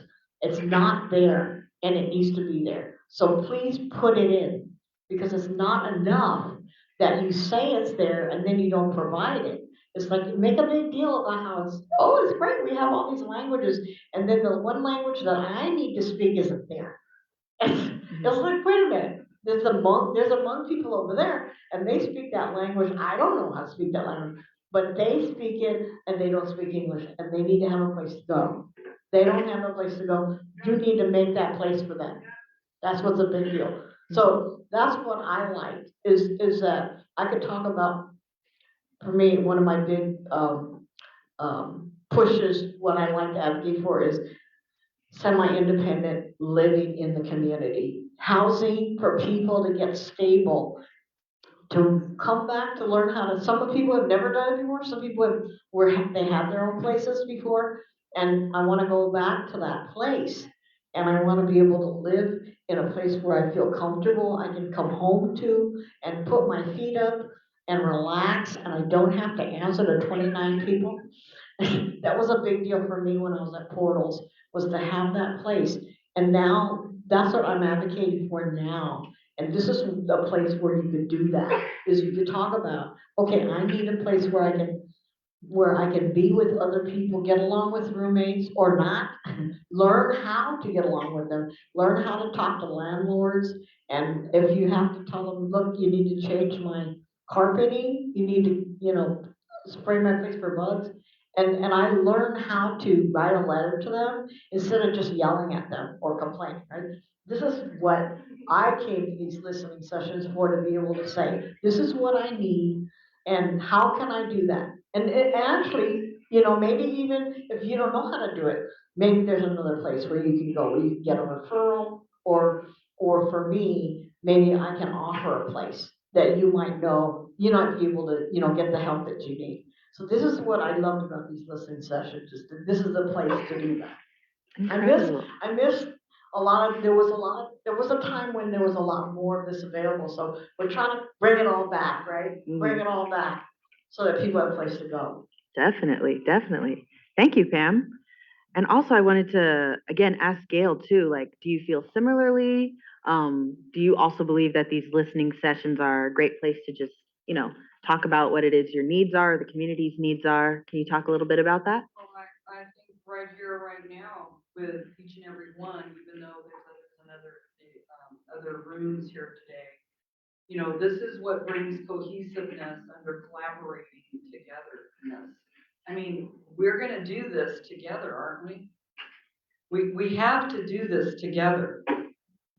No one man is an island. I'm not alone today. Even though I lived alone from 2013 until just last November, my youngest daughter came back to live with me. And for those 10 years, though, I was living alone by myself. But I'm trying to make a point, even though I was by myself alone, I really have never been alone. Ever since I got connected with the peer movement. Because you guys kept telling me, you matter, you matter, you matter. You're not alone in your suffering. I can relate. I can connect with your similar story. I may not ever be able to walk in your shoes, and you're never going to walk in my shoes, but we can connect heart to heart with deeper than just empathy. We're bringing compassion in. We're bringing self-compassion wherever we go. I take myself with me, right? But I'm learning to unlearn some things. Like, as I grew up as a little child, I wasn't taught, you need to put yourself first. Do that, and you'll be able to help others better. I wasn't told that. I don't know if you were told, put yourself first when you were a little tyke. But we need to put ourselves first under self-care, right? I'm not talking about, oh gosh, and I use this term every day, egocentrism. I'm not talking about a disorder here. I'm talking about opening up our hearts and our minds and connecting together as we deserve to move forward together, excelling and evolving, not just staying in survival mode. I want to thrive. Do you? We can do this together. We can thrive together. Thank you. Wonderful. Thank you. And yeah, Melissa, did you see similar sentiments in the listening sessions you were a part of, where people were practicing what Gail's talking about, like sort of self-compassion, being able to hold space for one another, air out the concerns that they have for the kind of struggles that face or that they face in their access to care? 100%. So a lot of that space, like I mentioned earlier, it was the first experience that folks had an opportunity to share their lived experience, right? It was folks, that was the intention around, is an introduction to these roundtables to say, like, there's a community here for you to connect to. And it was moving because folks, like I mentioned earlier, they wanted, like, where can I come back? I need to continue this type of level of support because they felt seen, they felt heard, they had space that they were holding for each other. And it was the most powerful thing. We were able to connect folks to other services in the community that are offering these continued types of peer support groups, right? And they're so important. And it was beautiful to see that as folks were talking about their experience, there was just a disarming that was happening. They were talking and sharing throughout the session. Folks were able to open up a little bit more and more. And so again, this allowed us to be able to advise folks to continue this work and to pursue and explore advocacy work because their voices are so important. And so I'm hopeful that they continue that journey and that we'll see each other at the state conference. Ooh, good promo of the state conference. I like it. 12th and 13th, that's right, June 12th and 13th. Okay, excellent. Well, my next question for you all is going to be, was there any information you were surprised by in the listening session? I know for me, I participated in all 5, and each and every listening session, there was information where I was like, oh, I didn't know that, or okay, like it was just an eye-opening experience overall. So more open-ended question to, I guess, all of our panelists. Were there moments that you guys had, either when filling out the questions that kind of made you reflect a little bit more on, oh, I never considered those things, or if you took part in the listening sessions and you remember specific moments that caught you by surprise? I noticed there was somebody who came to the disabilities group and that talked about how stuff's not available. And I wasn't necessarily that surprised, but it was kind of neat to hear somebody say that and say, guess what? This isn't happening. We're not getting the exposure. We're not getting the access.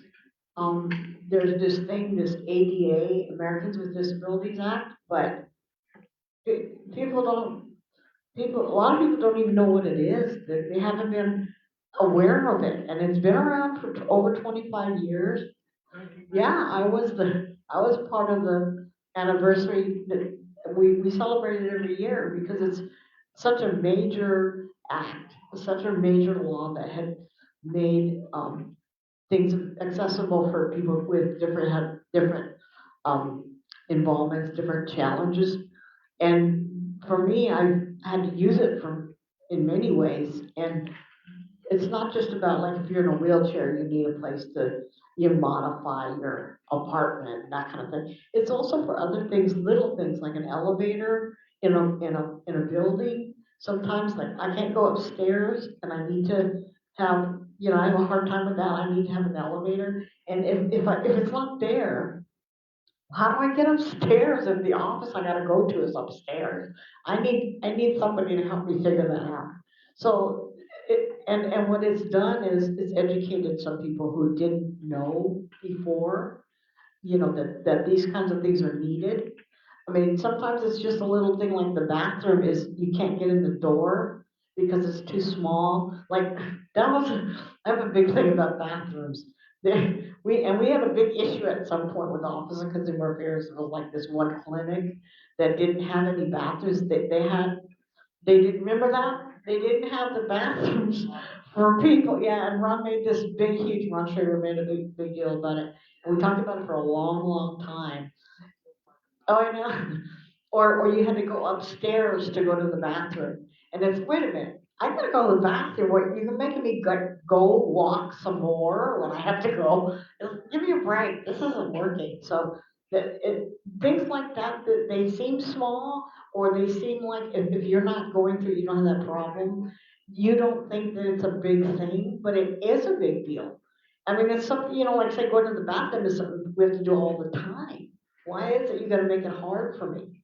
It's like you want me to come to this meeting, you go, okay, you can come to this meeting, but then there's no bathroom. So you can't go to the bathroom if you need to go. I mean, what is that? So little things like that, you call them little things, but they're huge. They're actually a big deal. And advocating for stuff like that for me has been like a blessing. Because then I mean, for me to be able to speak up for people and like, like y'all said, you're not an island, it's like nothing I do is alone. And I'm not a better person than you are. It's like what you do is important, you're valuable, and just because I've been doing it for a long, long time, it doesn't make me better as a person. I'm not a better person. I'm like, just like you, we're all peers. We're doing this work. What did you say? No, I'm not. I may be more, sometimes I'm a little more electric and I'm a little bit more vocal sometimes, but it doesn't make me a better, it's like I'm not higher up on the hierarchy than you are. It's like we're human beings, we're equal, we both have experiences in the world, in life, and we're better people because we know each other. That's what's great about us, right? Is that I get excited when I meet you guys, or if I haven't seen you in a long time, it's oh my god, I haven't seen you. It's like you just light up my life, you make my day, and to be able to come to these kind of meetings and talk about these things is like I I, I can't explain how refreshing, but how it really moves me. And it makes me feel humble because I'm honored to be in your presence. I'm honored to be able to be around you because you can tell me something I didn't know before. And that's hard. I have to listen, right? I have to pay attention. And that's another thing is trying to teach people how to pay attention to what you have to say.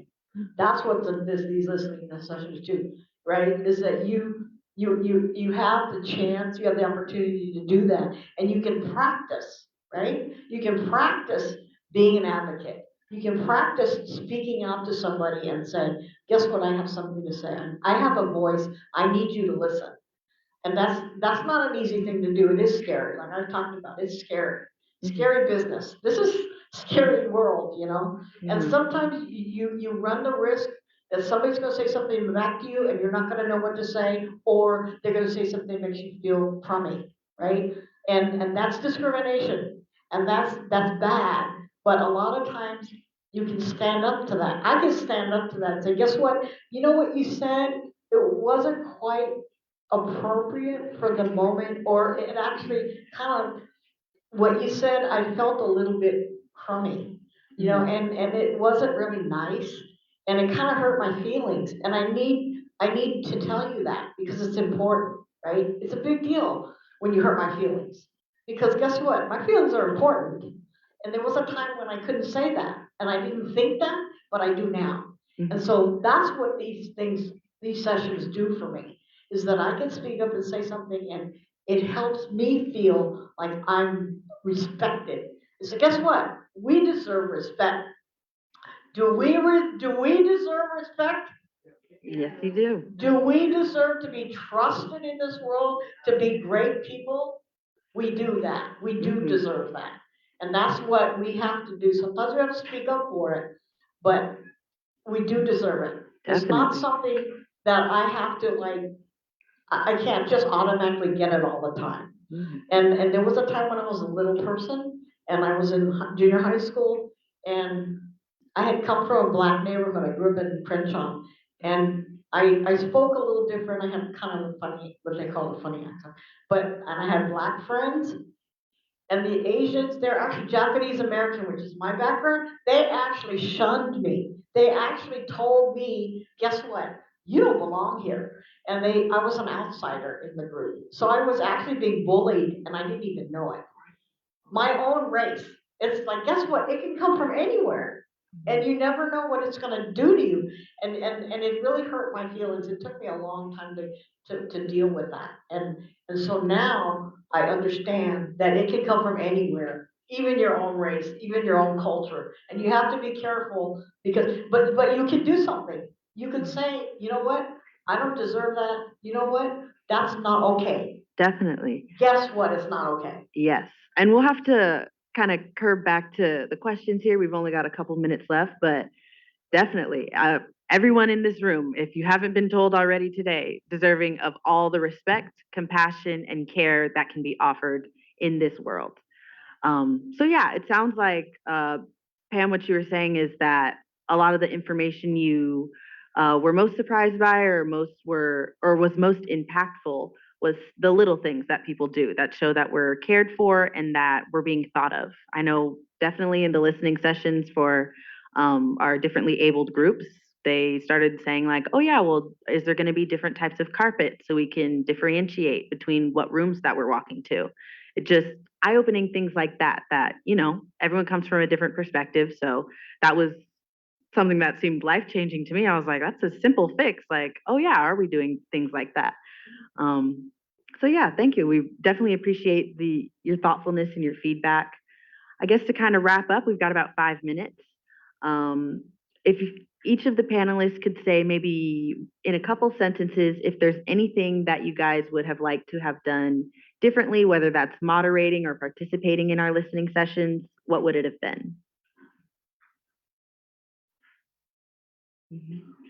I don't think anything should be done differently. I think where we're at right here, right now. I just practice mindfulness. I do my utmost best to practice mindfulness, especially when I'm awake. And I'm awoke. So I first and foremost want to give a huge thank you to LEAD and to Painted Brain and Project Return.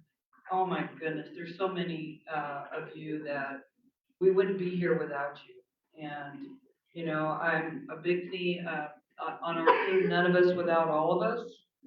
And I'm so big on what Pam had shared, 1992, ADA, written into law. I can participate on any level of government. That's really much sizing up what ADA presented. I'm allowed to participate in my own wellness and recovery. And by gosh golly, I'm going to do it with all of you. And I'm excited. Okay, I decided, that's the thing about doing these kind of groups, doing things, you're going to do like a listening session, is that we're always going to miss somebody.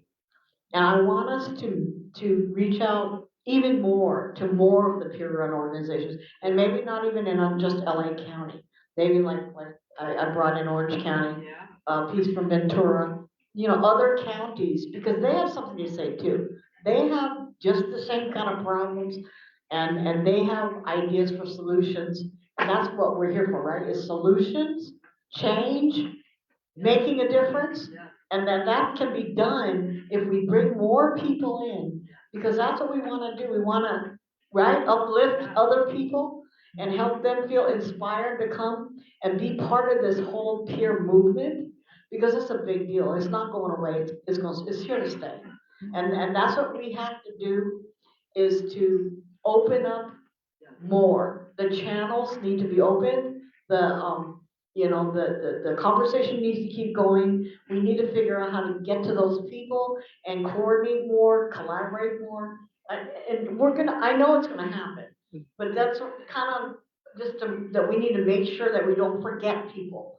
Is that the people are out there, some people are suffering, some people are going through grief, they're going through hell, and we need to reach out to them. We need to make sure that they're included. This is about inclusion, right? Diversity and inclusion. How do we do this if we're not including everybody? We need to do that. And that's a big deal for me. I'm always trying. I may look Asian, but I have a lot, of other things in me. And culturally, I always want to celebrate other cultures because we have a lot in common, actually. We have a lot of traditions that are a little bit different, but rituals and things that actually can be like promote wellness, can be holistic healing, non-traditional stuff, herbs and all kinds of that kind of stuff. I'm really big into all those kinds of things, and I always I like to get educated and learn from everybody else. So you guys come to me and tell me something that I may not know, because I love to learn. Yeah, thank you. And Melissa, did you have any closing thoughts you'd like to share? Anything, you would have liked to have seen for future listening sessions? Well, I just want to say thank you for the privilege of sharing this space with both of you. It's been such an honor. I want to say that the listening sessions that I've been able to do were only virtual, right? That was great. We were able to build community virtually, but I would have loved to do more in-person stuff. And slowly, we're working our way towards that. So I know that we all need that connection. And also, just that leaving folks more, having more participation to invite folks. So if someone participated and they got a warm feeling from it, that they invite someone else talking about it, right? We need to share these resources, not keep them to ourselves, because there's a plethora of opportunities for folks to engage. And I just want to touch on the fact that the ADA came about with one person just having that thought. And so any one of us here can potentially make that huge impact. And so we want to encourage us all to keep thinking and advocating for the things that we see unfit, unjust, because we have the capability of making that large impact for so many. Yes. Justin Dart. Yes. Okay. Wonderful. Well, can we get a round of applause for our panelists today? Yes, thank you all so much for coming up here and sharing all this wonderful feedback. I hope you guys enjoyed this listening panel as much as I did. I believe we're going to go into a 15-minute break before and then we're going to make another announcement. So please reconvene back in here at 2. We'll then release you guys to go do the listening gallery. So thank you.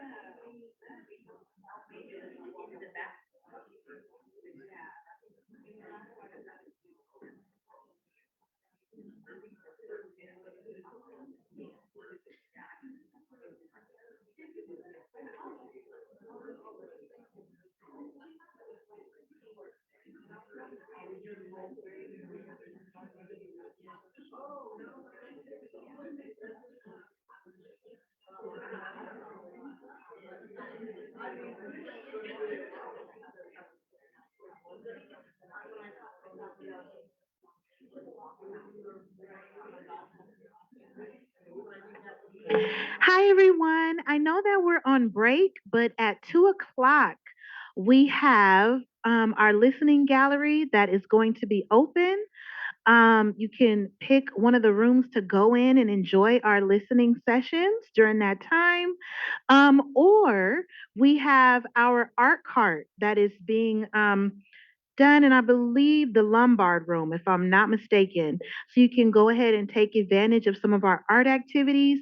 And then everyone will come back into this room at about 3:45 for our closing remarks. So thank you all. If you have any questions or anything, please see the check-in table.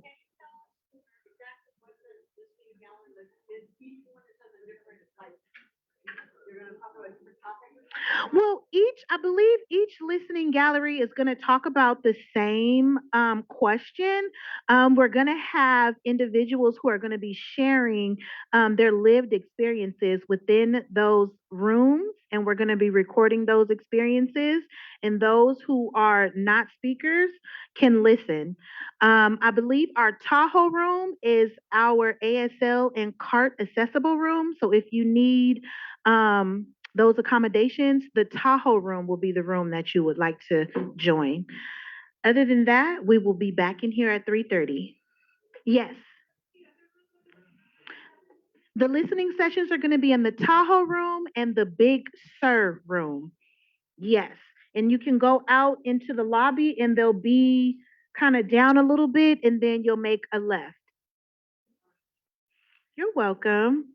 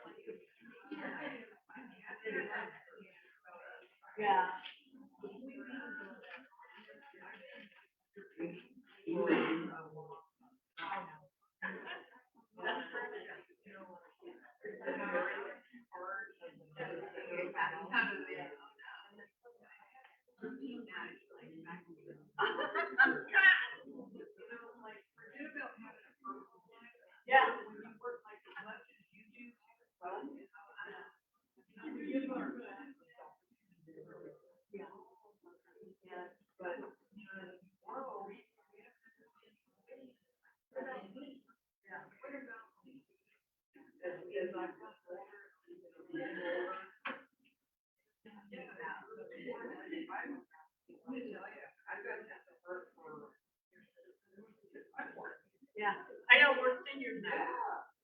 Yeah. We're okay. You know what? Thank you. Yeah. Thank you. That would be great. Yeah, let's send you forward. Yeah. Great. Right, right. Because we want to. No, I've already talked to you. So, yeah, what did you say? Yeah, what did you say?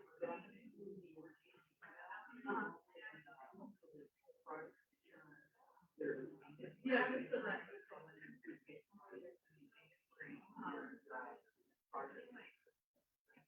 So does Georgie know what's going on? Like she's not, is she part of the giving out the scholarship? I haven't. Oh, the payment rate. So what you're saying is that. Well, no, that's project return. Yeah. So I'll just write, yeah. And I'm gonna have to do, okay. You know, I would.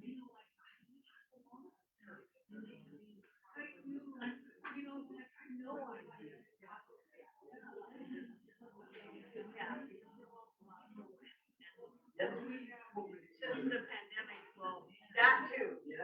Other, I don't know if you know about all the craziness that went on. We went through hell, and then we lost our position in DMA. Yeah, we had, we had a microphone, we had a phone, we had a computer, we had an email. I mean, they actually helped us with our mail. They gave us technical support, mailing, and, you know, copies. Good. And they actually paid half. We had to use it. And I mean, that was $99. I'll never forget it. Empowerment Now, and it was. I was there. You remember that? 1996. I still remember. And then we had all of the consumers did the registration instead of the DMA. And they were good at it. It was good. I bet.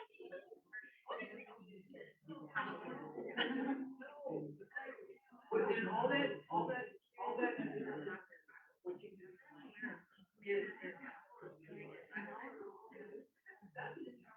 right. That's for like, you know, like people to be able to. And we had volunteers, and guess what? We paid everybody. All the volunteers got something. They gave cards away, they gave stuff away, and it was great. And we can do that, how come you can't? Right? I do it. Yeah. That's with it. How come you guys can't? Yeah.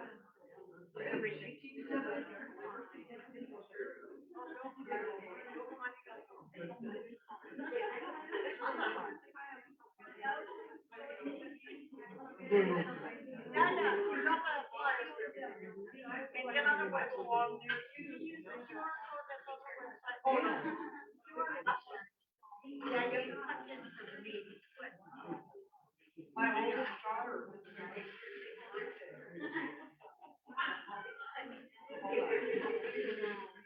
Yesterday was her 50th birthday. Oh my God. How old is she?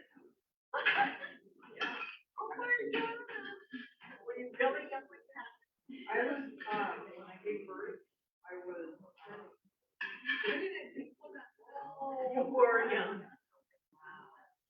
You know, I think what I was from is like, everybody knows their storyline.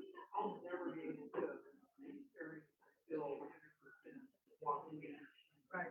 So if I got all these dark areas, right. But it's gonna take more than kind of. I have to use right. We have to.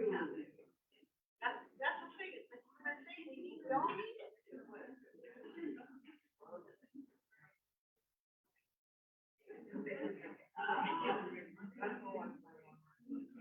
Most important, we're gonna we're gonna need you coming to the full list. Okay. Don't feel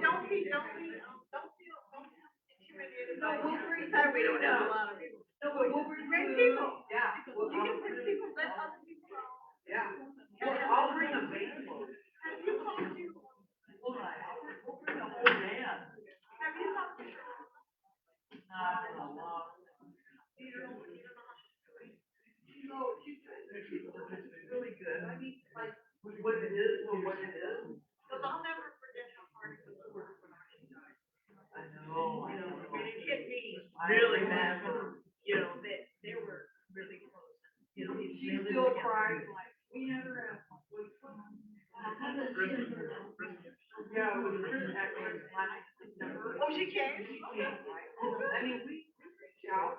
But she still. She used to do groups though. She did. She didn't do groups now.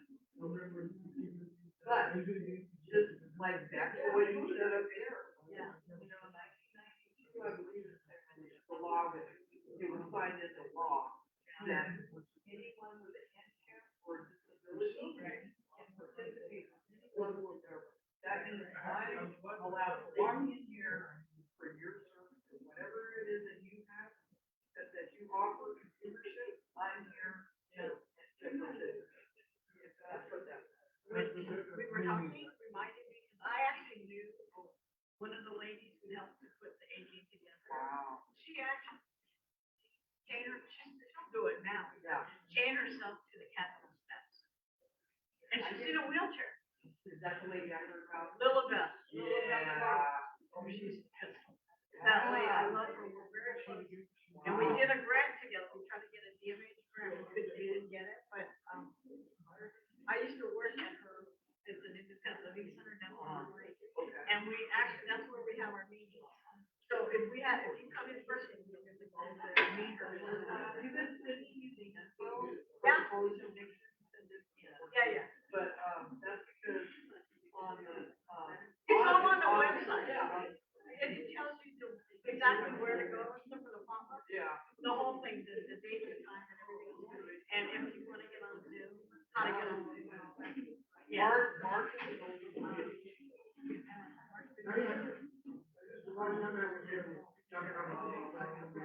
oh, I know. Because of the COVID, right? Yeah. Good seeing you, Mark. I know.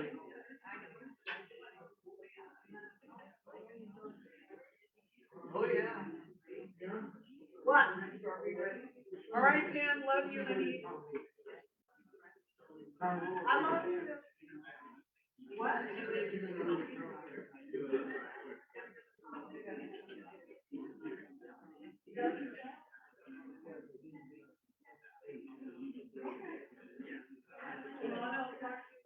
Okay.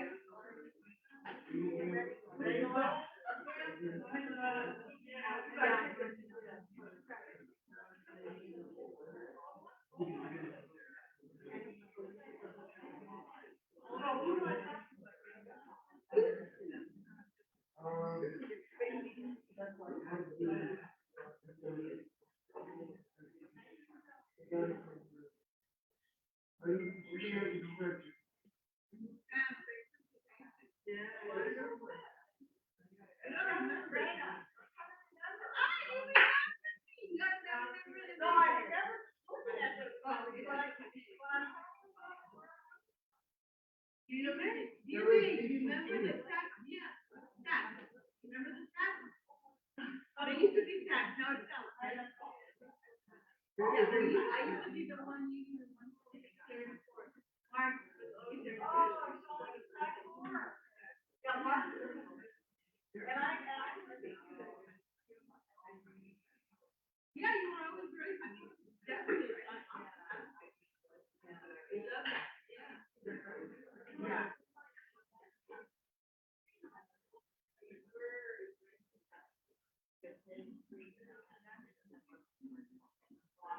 Oh, yeah.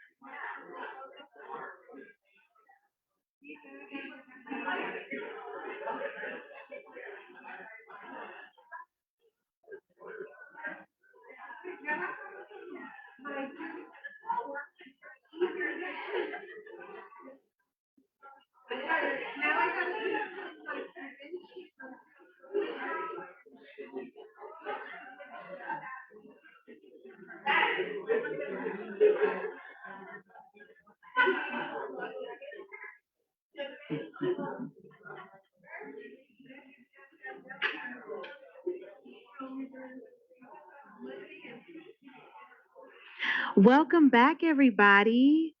We hope that today's conference has been full of resources, and we hope that you've been able to learn new advocacy tools, tips, and strategies.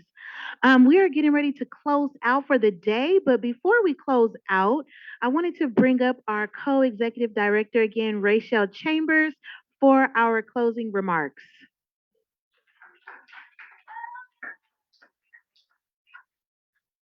Hello, what time is it? Wow. And you guys stayed the whole time. I was just telling my colleague Tristan that usually after lunch at every conference, I usually ditch out. I'll get really excited about the first couple workshops and then leave. But this one, you caught me here. So thank you for staying. I wanted to just say thank you for coming to our summit. We're really happy to partner with Campro. We had 5 listening sessions where you were able to hear the voices of the community members and learn about the gaps in access to care. Some of the highlights of this conference and takeaway was the importance of reducing stigma, reducing barriers to entry to qualify for assistance programs, and really engaging those that want to start to see actionable change, in addition to getting feedback at our listening sessions. I want to thank our keynote speakers, our workshop presenters, our resource vendors back there. Is going down. It's going down back there. The California Endowment, and just the Painted Brain staff. They showed up and showed out. Can I just get I just showed up. I really did, y'all. I showed up and they just, I'm so proud. Um, just a little bit about Painted Brain. We started off as a project, I think in 2009 with Dave and Dee Dee Hirsch or around that time. But in 2016, we incorporated the company and it really was only a couple of us. Tristan over there, Kevin and Ruth, and a couple of longtime volunteers. And today we've transformed to an organization with almost 50 employees, in a budget nearly $2 million, and serving thousands of people across our great state of California. So just shout out to Painted Brain for our growth, and thank you for Campro for really seeing our strength and trusting us to put on this lovely conference. I'm so proud to be a partner with Campro.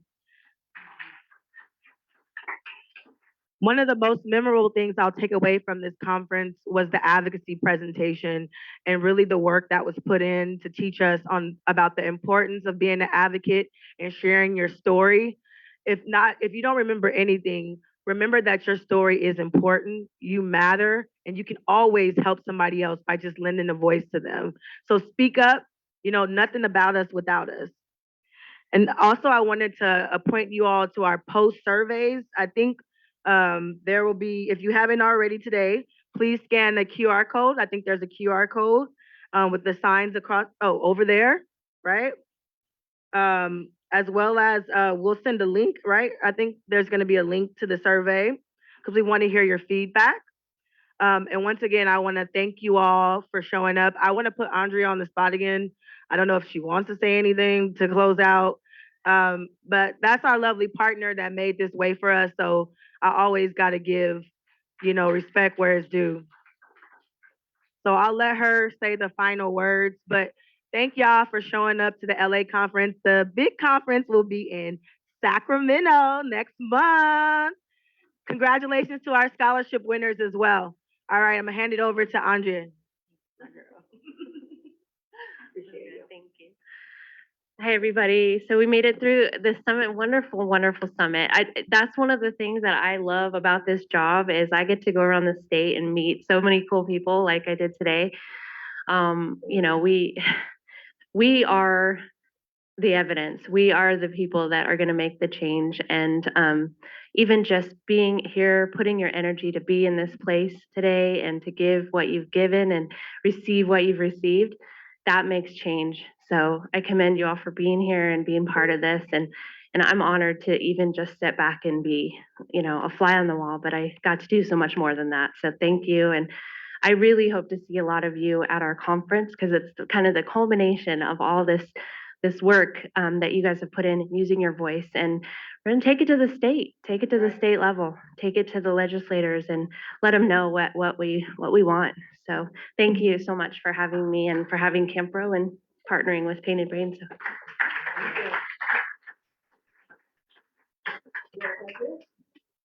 Okay, so I get to say that's it. Time to go home. Be safe, right? Shout out LA County in the house. LA!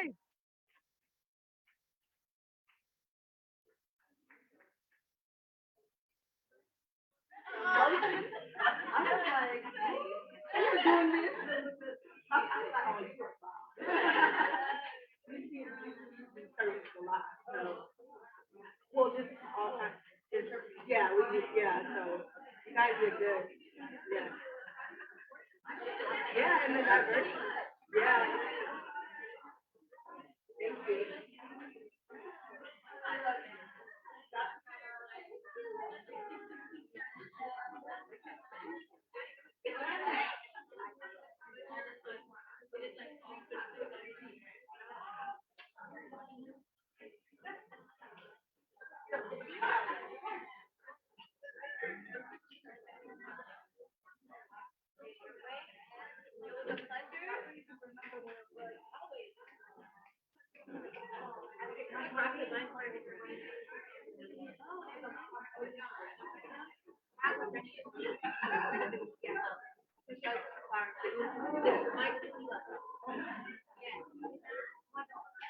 Oh, cool. Yeah, my first signing was like this.